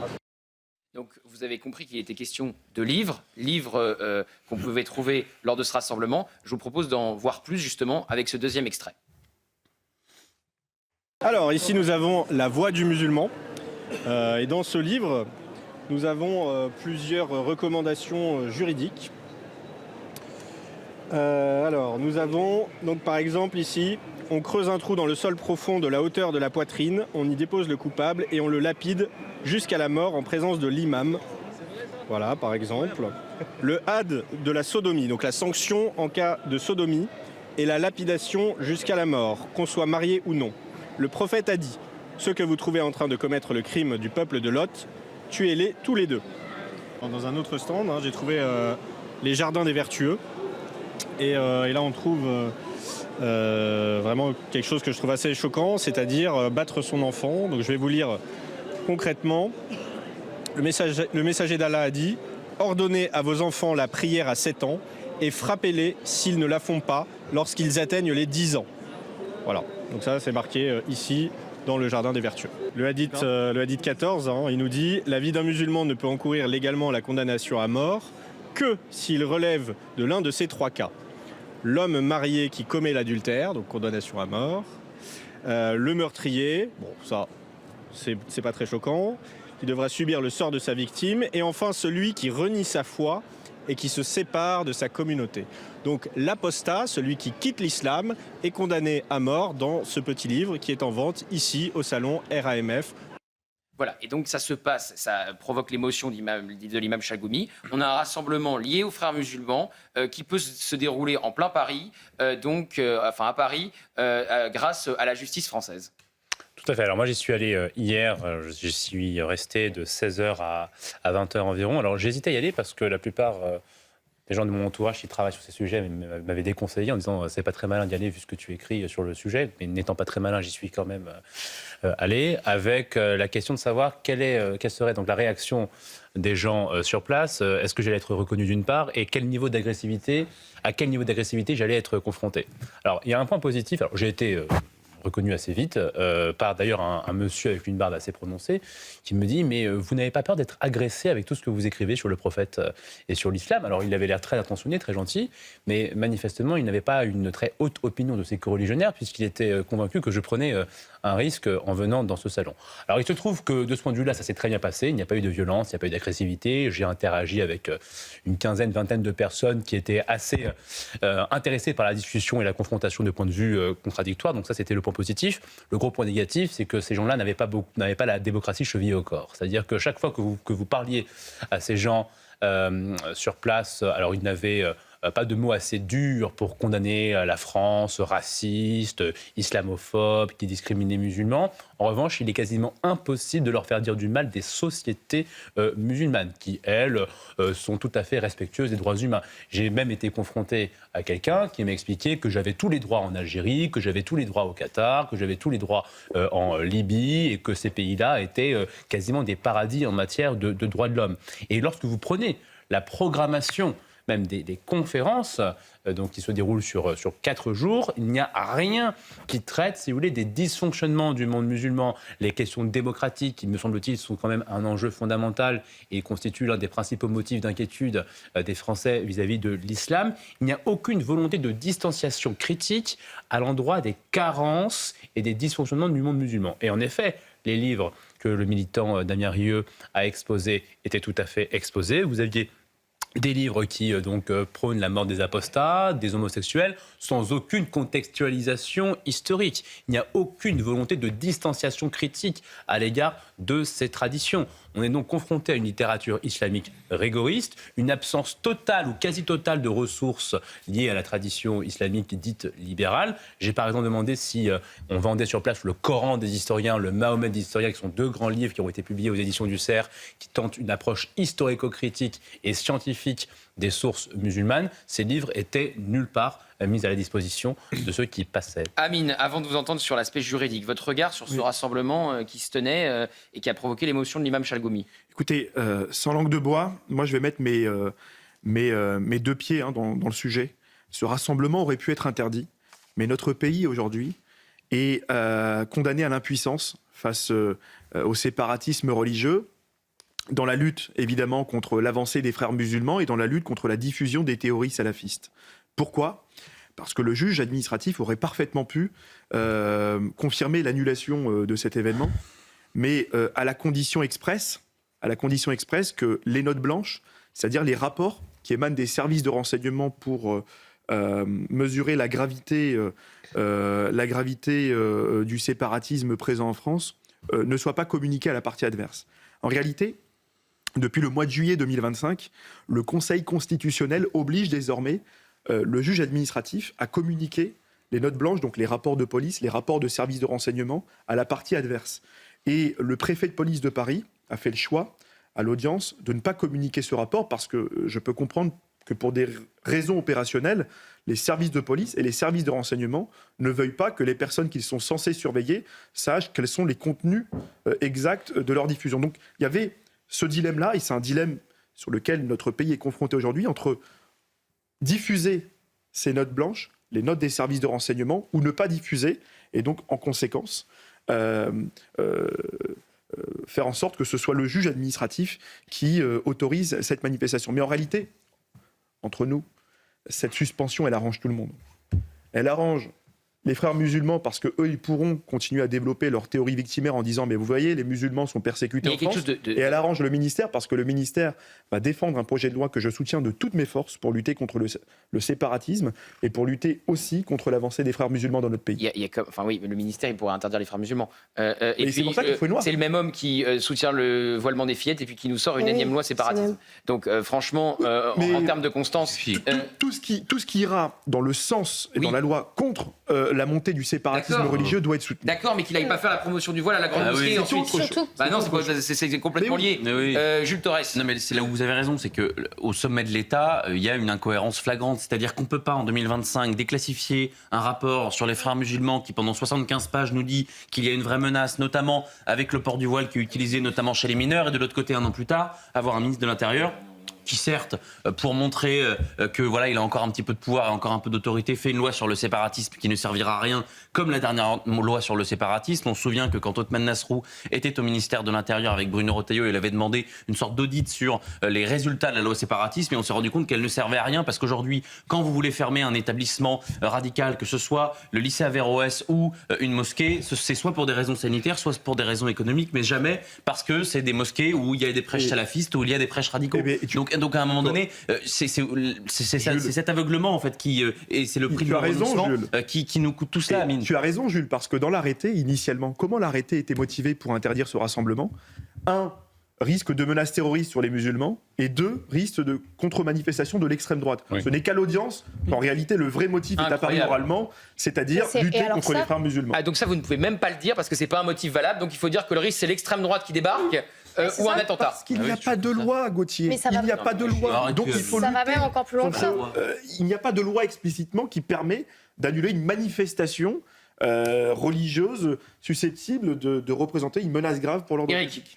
Moi, je voudrais noter plusieurs éléments. D'abord, on n'est pas en train de parler d'un rassemblement avec 5 ou 6 000 personnes dans une salle délabrée au fin fond d'Aubervilliers. Non, on est en train de parler d'un rassemblement qui se tient au Bourget. Pardonnez-moi, j'ai essayé de nombreuses fois à Paris d'organiser, par exemple, des projections de documentaires que Frontières en pouvait réaliser. À chaque fois, je me faisais annuler par le théâtre ou par le cinéma ces différentes interventions. Visiblement, ça ne dérange pas le Bourget de recevoir les frères musulmans. C'est le premier point. Le deuxième point, c'est qu'on nous dit toujours, oui, mais c'est une minorité. Pardonnez-moi, 150 000 personnes. C'est immense, c'est énorme. Il y avait 10 fois plus de monde au rassemblement des frères musulmans ce week-end que lors de la manifestation dite antiraciste à Saint-Denis avec la France insoumise. Donc ça, c'est quand même quelque chose qui devrait tous nous interroger. C'est extrêmement inquiétant. Et en effet, on est en train de montrer ces différents livres qui font la promotion, par exemple, tout simplement, de lapider les femmes qui ne respectent pas, en tout cas, qui ne sont pas fidèles. Eh bien, qu'est-ce qui se passe ? Ce genre de livres, de toute façon, ils sont vendus dans d'autres librairies. On les retrouve à Roubaix, par exemple. On les retrouve effectivement sur le site internet de la FNAC,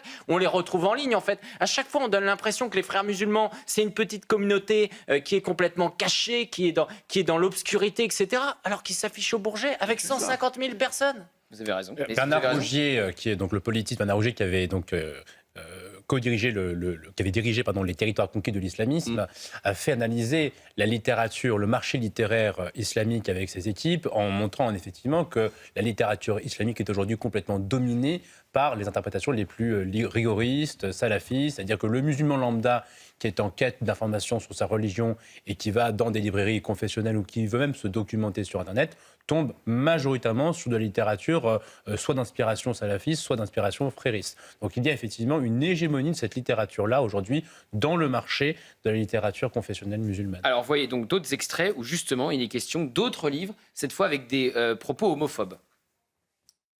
Je suis tombé sur ce livre de Ibn Rajab, voilà. Et on va aller voir un petit peu ce qu'on peut trouver dedans. Venez si vous n'êtes pas d'accord. On ne discute pas avec les fascistes, mais c'est pas grave. On va regarder. Venez, si vous n'êtes pas d'accord, venez. Bah oui, je n'êtes pas d'accord. Dans un salon, il y a plein de belles choses. Donc, page 194. Si vous voulez, on en discute. Page 194. Il a été rapporté d'après Ibn Abbas que le prophète a dit « Tuer les deux personnes impliquées dans la sodomie, l'actif et le passif ». Donc nous avons ici en vente libre dans ce stand de la librairie Albourak, au salon RAMF des musulmans de France, un livre qui prône la peine de mort pour les homosexuels. Voilà, on est en 2026 et voilà ce qu'on peut trouver ici dans ce salon. Les faits, rien que les faits, Hélène Rouet. Oui, la responsabilité politique, la responsabilité juridique, on l'a dit, de la tenue de ce rassemblement est absolument immense. Et je voulais aller plus loin, précisément sur cet arrêté que Laurent Nunez a pris, qui a été annulé par le tribunal administratif. Dans l'arrêté, ça aurait été bien de mentionner, vous l'avez dit Amine, précisément le rapport sur les frères musulmans qui a été déclassifié, je le rappelle, par Bruno Retailleau. Et alors j'invite tout le monde à regarder et à lire l'article du JDD avec les révélations de Raphaël Stainville hier sur le duo Laurent Nunez-Emmanuel Macron. Apparemment, le fait que le rapport sur les frères musulmans ne soit pas mentionné dans l'arrêté, selon les informations du JDD, ça a été téléguidé par l'Élysée. C'était une demande. Pas le publier. Exactement. C'était donc là, précisément, dans cet arrêté-là dont on parle, c'est l'Élysée qui a téléguidé le fait qu'il n'y aura pas de mention mention de frères musulmans dans cet arrêté, alors que devant le tribunal administratif, ça aurait quand même été très pratique que ce rapport soit mentionné. Je veux dire, ça donne quand même une base qui est extrêmement solide. Donc oui, j'invite tout le monde pour le coup à lire cet article, parce que vous comprendrez beaucoup mieux aussi les méthodes de Laurent Nunez et pourquoi il agit de la sorte. Jules, il y a une contradiction majeure qui est soulevée par Damien Rieu lorsqu'il montre ses livres, qui sont en fait bien connus des services de renseignement, Le Jardin des Vertueux, La Voix du musulman, Les 40 hadiths de l'imam Nawawi. C'est que tous ces livres, en fait, lorsque vous regardez les fermetures administratives des librairies et également des mosquées, ce sont les livres qui sont cités à chaque fois, mis en avant pour justifier à chaque fois les fermetures. Et donc, en fait, il y a une contradiction énorme à justement avoir ces livres-là en accès libre au sein d'un salon qui est présenté comme un salon rassemblant tous les frères musulmans. Mais comme le disait aussi Eric, en fait, c'est justifié et défendu par quoi? Parce qu'aujourd'hui, si vous allez sur la Fnac, si vous allez chez Darty, si vous allez sur Amazon, si vous allez sur plein de sites, en fait, vous pouvez vous procurer extrêmement facilement tous ces livres disponibles. Et si on va sur la question aujourd'hui des frères musulmans, parce que si ça avait été mis justement à l'intérieur comme motif de décision, il faut quand même rappeler que ceux qui ont été à l'initiative de ce salon du Bourget des frères musulmans, c'est tout de même l'UOIF qui a été mise en avant pour ses liens avec les frères musulmans. Et à l'intérieur est intervenu notamment le fils de l'imam Iqoussem, est intervenu Othman Aissaoui, qui est quand même celui qui postait directement sur la page de sa mosquée les citations du fondateur des frères musulmans. Le fils de l'imam Iqoussem qui était soutenu par le nouveau maire de Creil. Tout à fait. Le maire LFI. Vous voyez donc un dernier extrait où cette fois c'est un sociologue qui s'exprime. Le djihadisme, il faut arrêter de raconter n'importe quoi sur le sujet. C'est pas lié à l'islam en tant que tel, même s'il y a une idéologie spécifique liée depuis les années 2000, c'est tout à fait autre chose qui est en train de se passer. C'est-à-dire, plus on place l'islam dans la mise en scène spectaculaire comme étant l'ennemi de la nation, etc., plus on crée du djihadisme potentiel en vertu même de ces problèmes psychologiques d'une partie de la population. Donc, il dit que ce serait une critique de l'islam qui créerait le djihadisme. En gros, c'est Fergan qui écrit l'islam contre la modernité qui est responsable de la montée des djihadistes. Alors, on rappelle que l'écrasante majorité des attentats musulmans depuis 1979 sont perpétrés dans des pays musulmans. Donc moi, j'aimerais bien comprendre effectivement quelle est la logique. C'est difficile quand même d'avoir une approche purement franco-centrée et eurocentrée du phénomène djihadiste quand on sait que l'écrasante majorité des attentats dits islamistes, moi que j'appelle attentats musulmans, sont perpétrés dans les pays musulmans, sont perpétrés par des musulmans radicaux pour qui rien ni personne n'est assez musulman.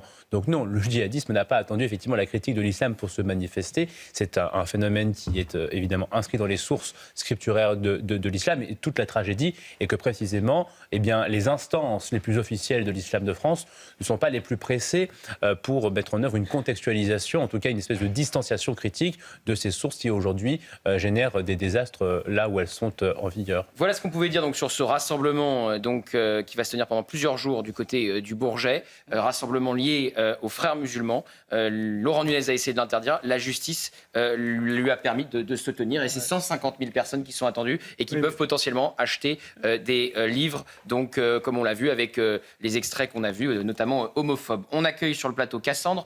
Bonjour Cassandre, vous nous avez rejoint tout comme Eva, puisque vous êtes les deux journalistes de 100% Frontières qui étaient avec Jordan Florentin sur place lors de la manifestation de Saint-Denis, soi-disant antiraciste. On a vu que c'était bien autre chose qui s'était joué dans les rues de Saint-Denis ce week-end. Je vous propose d'écouter quelques témoignages que vous avez recueillis, et puis vous allez nous dire ce qui s'est passé, quelle ambiance il y avait sur place, et ce que c'était que d'être une journaliste de 100% Frontières au milieu de ce rassemblement.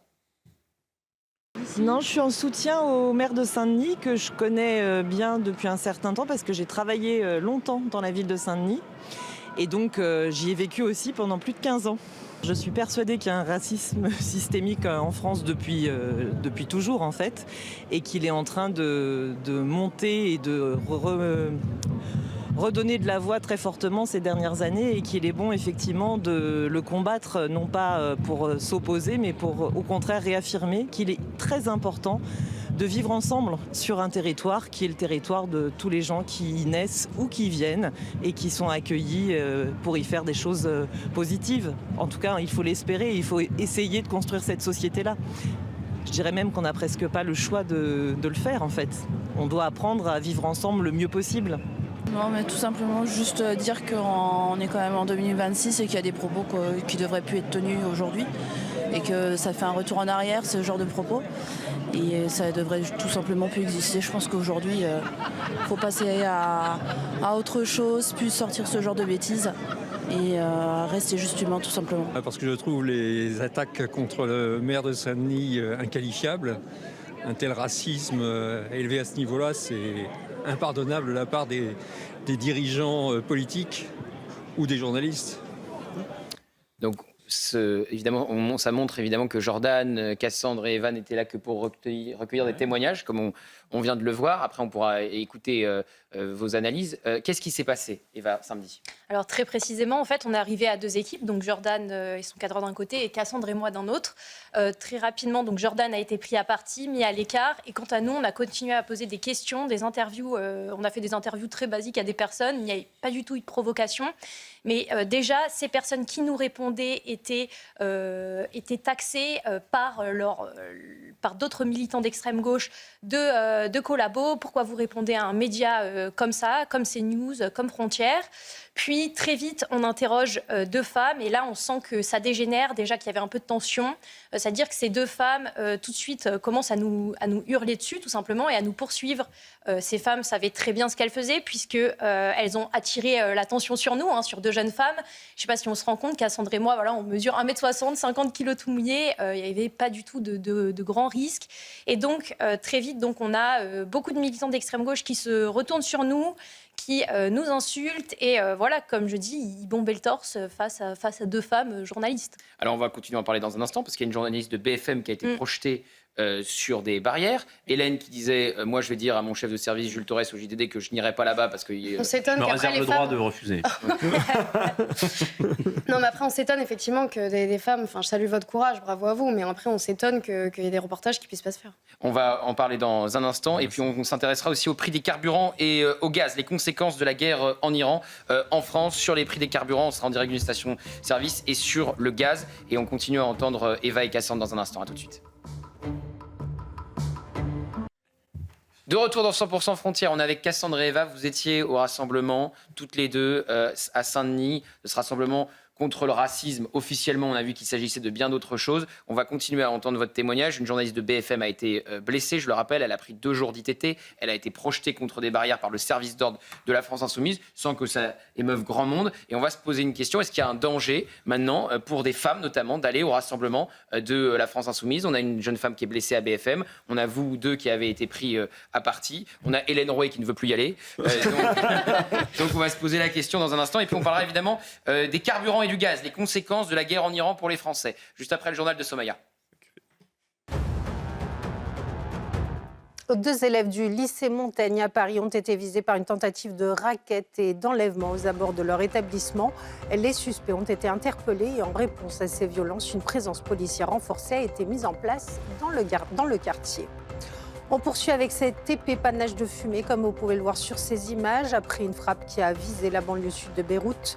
Frappe menée après un avertissement israélien sur 7 quartiers de cette région pilonnée par Tsahal depuis le début de la guerre pour éradiquer le Hezbollah pro-iranien.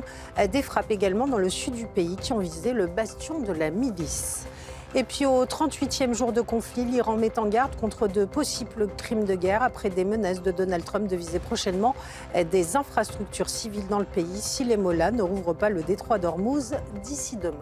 Merci beaucoup Somaya. Avant de revenir à ce qui s'est passé à Saint-Denis, justement sur les conséquences de la guerre en Iran, sur le gaz et les carburants. Je rappelle que la semaine dernière, Marine Le Pen avait dit il est temps que cette guerre s'arrête. Les conséquences pour les Français sont catastrophiques. Absolument. Le gaz, le prix du gaz explose, les prix des carburants explosent et il y a des risques de pénurie. Il y a plusieurs stations qui sont à sec. Et on est justement avec Julia Ferrand. Vous êtes à Issy-les-Moulineaux avec Jean-Laurent Constantini, entre 2 stations essence, dont l'une est en tension. Effectivement, Gauthier, derrière moi se trouve une station essence Total hors service. Comme vous pouvez le voir sur les images de Jean-Laurent Constantini, ici il n'y a plus de carburant. Ce n'est pas la seule station Total à être dans cette situation. Nous en avons comptabilisé plusieurs en tension depuis ce matin. Et bien, ce qui peut s'expliquer par des prix plafonnés à 1,99 € le litre d'essence et 2,09 € le diesel jusqu'à demain. Donc on peut supposer que les automobilistes ont fait des réserves à ces prix-là. La station donc derrière moi est fantôme depuis ce matin, depuis que nous sommes arrivés. Alors que si juste en face on traverse de l'autre côté de la route, eh bien les automobilistes se servent dans cette station Esso où les prix ne sont pas plafonnés. Une légère file d'attente s'était même formée ce matin. Nous avons pu échanger avec certains de ces automobilistes. Je vous propose d'ailleurs d'écouter leur réaction. Je fais pas mal le trajet Paris-Lyon et donc il me faut de l'essence pour le faire et j'ai peur de pas en retrouver pour revenir par exemple. Moi je crains que ça monte, que ça va pas s'arrêter. Qu'on le veuille ou pas, on est impacté par ce qui se passe très loin de chez nous. Le plus dérangeant, c'est d'avoir des pénuries où tout le monde se rue sur les stations essence alors qu'ils n'ont pas forcément besoin. C'est juste par gage de sécurité, la peur de manquer. Là, vraiment, c'est la première fois où je me retrouve dans une situation où devoir abandonner mon véhicule, quoi. Donc voilà les prix des différents carburants qui ont dépassé les 2 € le litre en moyenne en France depuis le début du conflit au Moyen-Orient. Merci beaucoup, merci Julia et Jean-Laurent Constantini. On voit effectivement que c'est Total en plafonnant les prix qui a créé une forte demande et donc malheureusement il y a une pénurie dans certaines stations Total. On va évidemment en parler, il y a aussi des conséquences pour le gaz. Donc on voit que cette guerre est en train de coûter très cher aux Français et ça inquiète évidemment la classe politique et un gouvernement qui atone et qui ne trouve pas les solutions. Mais on va revenir donc sur Saint-Denis. On va écouter l'édito de Laurent Tessier. Parce que l'édito de Laurent Tessier, et je vous redonne la parole Cassandre Eva dans un instant, il est revenu, il a tout résumé, et il a bien résumé qu'il ne s'agissait absolument pas d'une manifestation contre le racisme, mais d'une manifestation de règlement de compte politique. Ils s'en sont pris au PS, et puis ils s'en sont pris aux institutions, ils s'en sont pris à la police, ils s'en sont pris au préfet. Donc voyez l'édito de Laurent Tessier. Les mères et les filles de Saint-Denis, Bali Bagayoko avaient lancé un appel contre le racisme et les discriminations. Mais ce rassemblement s'est très vite transformé en meeting de la France insoumise. Évidemment, très peu de médias en parlent, diffusent certains propos. Vous avez eu samedi à la 36e minute Assa Traoré, sœur d'Adama Traoré, qui a pris la parole. Justice pour Adama! Justice pour Naël!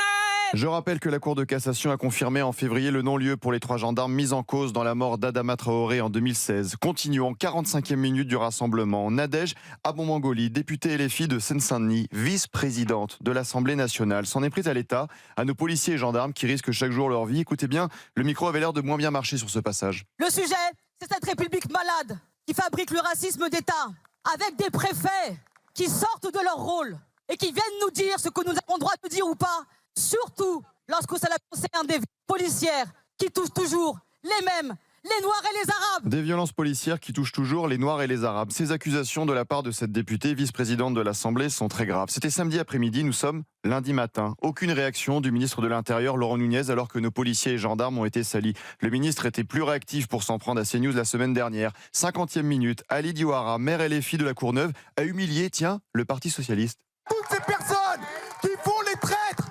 H24, 7 jours sur 7, ce sont le Parti Socialiste. Toutes ces personnes-là, désolé, soit elles se ressaisissent, soit nous devrons les dégager, aussi simplement que ça.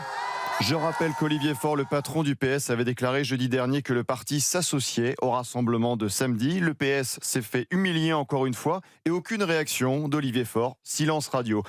Eva, vous n'étiez pas un rassemblement contre le racisme, vous étiez un rassemblement de règlement de compte politique. En fait, on a assisté à des gens qui nous disaient très clairement, si vous n'êtes pas avec nous, vous êtes totalement contre nous. On le voit très bien, puisque aussi, il y a eu des slogans qui ont été prononcés, notamment par Ali Diouara contre le PS. Et donc, c'est vrai qu'on s'est retrouvés là-bas avec Cassandre, où on se sentait toujours sur une espèce de fil de tension, où on sentait qu'à tout moment, en fait, ça pouvait dégénérer sur du physique ou totalement basculer. Vous avez eu peur, Cassandre? Je rappelle qu'une journaliste de BFM a été blessée. Forcément, oui, parce qu'on sentait au fur et à mesure la tension monter. Au début, il n'y en avait pas tant que ça. Lorsque nous sommes arrivés, tout simplement pour faire notre travail, récolter des témoignages, des interviews auprès de ceux qui étaient venus manifester. Et au fur et à mesure que des gens ont appris que nous travaillions pour 100% Frontières, la tension est montée. Par conséquent, on a senti qu'il y avait on était un peu sur un fil rouge. Ce qui a fait que lorsque, notamment, du coup, 2 femmes nous ont commencé à crier au milieu de la foule que nous étions CNews, nous étions Frontières, et que les gens se sont retournés vers nous, ont commencé à bomber le torse, là, on s'est dit que pour éviter tout débordement, il était préférable que nous partions. Et c'est-à-dire que c'est un groupe qui se met en place. C'est donc ces femmes qui vous prennent pour cible. Et ensuite, il y a une pression qui est de plus en plus forte avec le nombre qui joue contre vous. C'est-à-dire 2 femmes qui se retrouvent face à une foule haineuse qui est au bord du lynchage, quoi. C'est ça qui s'est passé ? Exactement. Moi, quand j'ai vu déjà comment Jordan Florentin avait été pris à partie dans un premier temps, je me suis dit, si on reste là, en fait, on risque de finir de la même façon. Et le fait qu'on soit 2 femmes, en fait, ils n'en ont rien à faire. Ils en ont rien à faire. Oui, au contraire, peut-être qu'ils sentent aussi... Circonstance aggravante, probablement, puisque il y a effectivement, à leurs yeux, un signe de vulnérabilité. Moi, je trouve que vous avez été très courageuse d'avoir été à Saint-Denis, et je pense que le meilleur message face à l'extrême gauche, c'est de continuer à y retourner. Parce qu'il faut montrer aujourd'hui la réalité. Il faut aussi montrer la réalité, parce que derrière les discours, vous savez, tous les Français, pendant une semaine, y compris sur France Inter, Gauthier, pendant une semaine, toutes les heures sur France Inter, on appelait les gens à participer à un rassemblement citoyen. Ce n'était pas un rassemblement citoyen. Ou alors, c'était bien caché, puisque tout le monde a bien vu que c'était un rassemblement de la France insoumise, avec ses slogans, avec son mépris, avec sa division, avec son rejet, avec ses discours de haine. Et je trouve que le travail que vous faites est un travail formidable, qu'il faut continuer à poursuivre. Et moi, je regrette ce qu'a dit Hélène tout à l'heure, parce que finalement, c'est exactement ce que cherche la France insoumise, c'est faire en sorte que les femmes n'y retournent plus. Et le meilleur message face à la France insoumise, c'est d'y retourner, au contraire. Et qu'est-ce qui se passe ? Non, mais je suis bien d'accord avec vous. Allez-y, Hélène. En fait, je suis d'accord avec vous. Maintenant, la réalité, c'est que là, il y a une journaliste de BFM TV qui a été blessée, qui a 2 jours d'ITT. Donc, encore une fois, je veux dire, je salue votre courage, et effectivement, c'est bravo, mais je trouve ça quand même extrêmement inquiétant de devoir, c'est-à-dire on se lève le matin en se disant, parce qu'un débordement peut arriver tellement vite, c'est ça le problème, c'est que la moindre réflexion, le moindre geste avec un bras, en fait, ça peut s'embraser à la vitesse du son. Si effectivement on est entouré par précisément des gens d'extrême gauche qui nous hurlent dessus, etc., ça peut dériver sur le physique extrêmement rapidement. Et pardonnez-moi, mais moi en tout cas, ça me terrorise. Donc, ou alors il faut vraiment prendre les dispositions. Je sais qu'Éric Tegner, c'est ce qu'il fait avec 100% Frontières, c'est-à-dire qu'il y a un service d'ordre qui est derrière, bien sûr, mais il faut aussi à un moment donné revenir sur la réalité des choses. Les journalistes ne peuvent plus y aller sans être protégés. Enfin, on est dans des véritables zones de non-droit, dans des véritables territoires perdus. C'est ça la réalité, Éric, c'est-à-dire qu'aujourd'hui, même si vous avez déjà il faut un service d'ordre, et ensuite même si vous avez un service d'ordre, vous n'êtes pas forcément en sécurité. Vous devez partir parce que le nombre contre vous fait que vous êtes contraint de partir. C'est du harcèlement, c'est une pression très forte qui se met en place. Et alors je le dis, vous n'avez pas été agressé, Eva et Cassandre, c'était de l'intimidation, du harcèlement, mais ça peut aller jusqu'à l'agression. Projeter une femme contre des barrières, comme ça a été le cas pour la journaliste de BFM, c'est une agression. 2 jours d'ITT. Et pas de réaction outre mesure. Et d'ailleurs, on l'entendait dans l'édito de Laurent Tessier, quand la vice-présidente de l'Assemblée nationale dit les violences policières, c'est toujours contre les mêmes, les Noirs et les Arabes. Il n'y a pas un ministre de l'Intérieur pour défendre les policiers. C'est toujours pareil. Tout ça passe. Ça passe. Oui, c'est sidérant, et malgré les témoignages, moi je veux également saluer et féliciter évidemment le travail d'Eva et Cassandre. C'est toujours inquiétant, moi, à chaque fois que je mandate d'une certaine façon des équipes pour se rendre dans ce type de meeting, il y a toujours l'inquiétude de se dire comment ça va se passer. Et il faut apporter une petite précision. Dans ce cadre-là, il y avait un service de sécurité pour Cassandre et Eva, et il y en avait également un pour Jordan. Sauf que quand Jordan se retrouve la cible, eh bien le service de sécurité d'Eva et de Cassandre vont aider Jordan. Donc on se retrouve avec 2 jeunes femmes journalistes qui se retrouvent toutes seules. Et ça, effectivement, c'est inquiétant. Et moi, j'espère qu'à un moment, lorsqu'on alerte quand même les services de sécurité, les services de l'État sur ce type de situation, qu'ils soient capables de le voir. Et je veux quand même mettre en avant le reportage que vous avez fait juste avant. On voit à quel point vous ne débattez pas avec eux. Vous leur donnez la parole. C'est-à-dire qu'en permanence, ils expliquent qu'il y a tout un système qui est contre eux. La France insoumise, ils nous disent « personne ne nous donne la parole, on vient nous diaboliser ». Mais là, on a transmis un reportage dans lequel ils peuvent développer un argumentaire. Et pour cela, en fait, ils vous condamnent, ils vous interdisent d'être dans ce type de rassemblement. Et moi, il y a un dernier aspect quand même qui me choque un peu. C'est que dans ce genre de cas, quelles sont les consignes qui sont données ? C'est d'exfiltrer les équipes de journalistes. Moi, j'aimerais qu'à un moment, les consignes, ça soit d'arrêter, d'interpeller, ça soit de faire des contrôles d'identité aussi des personnes qui, à un moment, vont insulter des journalistes. Parce que nous, ça nous est arrivé de porter plainte. On ne le fait pas systématiquement parce qu'il faut quand même garder un cadre de travail où les gens ne se disent pas qu'il peut y avoir des plaintes contre eux. Eh bien, ce qui se passe dans le GIEC général, c'est qu'ils nous disent on ne peut pas les retrouver. Oui, mais dans ce cas-là, pourquoi vous n'avez pas fait de contrôle d'identité ? Parce que la consigne, c'est quoi? C'est qu'en fait... Voilà, on peut les retrouver, c'est face caméra. Mais bien sûr, c'est pas compliqué de les retrouver. Oui, hein, mais s'ils le veulent. Je suis pas certain qu'en ce moment, il y ait une enquête qui a été diligentée. Parce que lorsqu'une équipe, aujourd'hui, dans la tête des services de l'État, lorsqu'il y a une équipe de journalistes de CNews, de 100% Frontières qui vont dans ce type de rassemblement, en fait, c'est nous qui posons problème. On leur donne raison, les gens de la France Insoumise, quand finalement, c'est ce type de fonctionnement qu'on fait. Une dernière question, Cassandre, parce que Eva a commencé à le dire, le féminisme a ses limites. C'est-à-dire que vous n'êtes pas inclus dans les femmes à défendre, au contraire même. Bien évidemment, bien évidemment. Et vous l'avez vu samedi? Oui, oui, bien sûr, d'autant plus qu'on est toutes les deux assez jeunes. Comme Eva l'a dit, on est un peu des cibles faciles, j'ai envie de dire. Il n'y avait aucune honte à aller vers nous, à hurler que nous n'avons rien à faire là, que nous aurions dû partir. Et malgré ça, on sait très bien qu'aucune féministe ne prendra la parole, aucune féministe ne nous défendra, comme ça a été le cas pour la journaliste de BFM TV. Absolument, mais c'est vrai, personne. J'ai pas vu une association féministe s'émouvoir de cela. Merci beaucoup à toutes les deux d'être venues dans 100% Frontières ce matin témoigner et bravo pour votre courage. Les carburants et le gaz qui n'en finit plus d'augmenter. Bruno est chauffeur routier depuis 25 ans. Si les tracteurs de son entreprise roulent grâce à un biocarburant à base de colza, son prix reste indexé et sa fiscalité alignée sur celle des carburants pétroliers, dont les tarifs s'envolent avec la guerre au Moyen-Orient. Écoutez son témoignage, il n'en peut plus. Ça, c'est l'ineptie de la situation. C'est-à-dire que je roule avec de l'huile de colza, donc c'est un carburant bio. Hein. Ça émet moins de CO2, moins de particules. Alors, tout est fabriqué en France. Hein. Le colza est poussé en France, l'usine de conditionnement est en France. Ça n'a rien à voir avec le détroit d'Ormuz, ni le pétrole. Et pourtant, c'est indexé sur le prix du pétrole. C'est-à-dire qu'on le paye le même prix que le gasoil actuel. Mais on est nombreux à rouler avec ce nouveau carburant. Hein. Il est moins taxé que... Pas du tout. Il est taxé exactement la même chose. Ça n'a rien à voir avec du pétrole. Il n'y a pas d'histoire d'achat de pétrole, d'augmentation. Et pourtant, ce carburant augmente au même titre que le pétrole. Des petits transporteurs qui ne peuvent pas répercuter la globalité du coût, qui sont déjà limite étouffés. Donc je pense que l'État devrait au moins baisser les taxes sur le carburant du transport, voire les particuliers. Tout va être répercuté, donc automatiquement tous les prix vont augmenter. Maintenant, on ne peut plus stationner quasiment nulle part sans être sur le qui-vive. Et c'est partout, hein, c'est pas uniquement certaines zones, c'est vraiment partout. Aussi, nulle part en France? Nulle part en France. Et même sur l'autoroute. Hein, il y a l'autoroute que je connais bien, l'A36 par exemple. Il y a des vols de carburant en permanence, toutes les nuits. Toutes les nuits. Les forces de l'ordre le savent, hein, ils patrouillent, machin. Parce qu'on emmène 1000 litres de carburant. Donc 1000 litres à l'heure actuelle, c'est 2000 €. Hein. Donc ils sont équipés de pompes, hein, qui font pas de bruit, des petites pompes 24 volts. Hein, ils se mettent à côté du camion et sans bruit, ils siphonnent. Qu'attend le gouvernement? Non mais on n'a aucune prise sur ce qui se passe entre l'Iran et les États-Unis, mais alors aucune.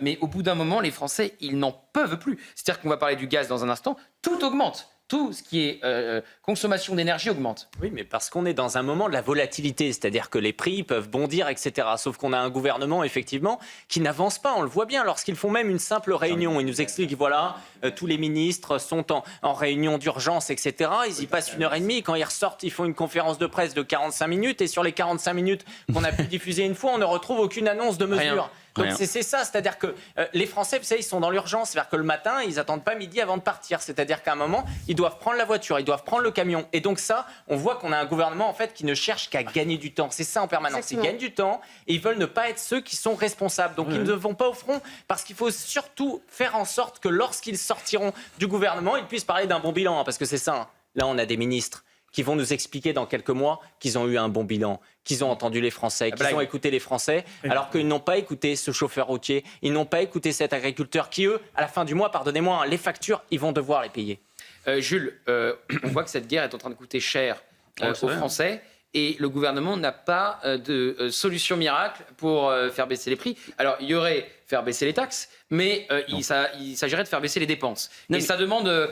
trop d'énergie, sans doute, au gouvernement, c'est le cas de le dire, qui n'en a plus. Ce que je trouve hallucinant dans cette séquence, c'est la dichotomie qu'on peut parfois voir au sommet de l'État. C'est-à-dire que vous avez d'un côté M. Lescure qui vous dit à un moment donné qu'il y a un risque de choc pétrolier. Ensuite, il rétropédale, il dit que c'était un excès de langage et qu'il n'aurait pas dû dire ça. Et de l'autre, c'est l'absence de mesures extrêmement concrètes d'aide aux ménages, au pouvoir d'achat des ménages français. C'est-à-dire que s'il y a un choc pétrolier, s'il y a une menace qui est quasiment existentielle pour nous, eh bien, il faut un certain nombre de mesures. Et on était mercredi dernier dans 100% Frontières en train d'attendre finalement les mesures du gouvernement. Eh bien, il n'y a rien eu, c'est-à-dire pas d'aide ciblée. Et le problème, c'est que les Français sont à la fois fois inquiet parce qu'il constate que dans les stations essence, évidemment, le prix est extrêmement élevé, qu'on a à peu près 15% des stations essence qui sont aujourd'hui en situation de pénurie, qu'on voyait tout à l'heure le reportage ici les Moulineaux avec la station Total Énergie. Je vous rappelle que le plafonnement et les aides de Total Énergie s'arrêtent demain. Donc qu'est-ce que fera Total Énergie? Ça, on le verra. Mais c'est surtout que les Français, ils voient ce qu'on fait dans les autres pays. Ils voient Madame Mélanie baisser l'accise, donc la fiscalité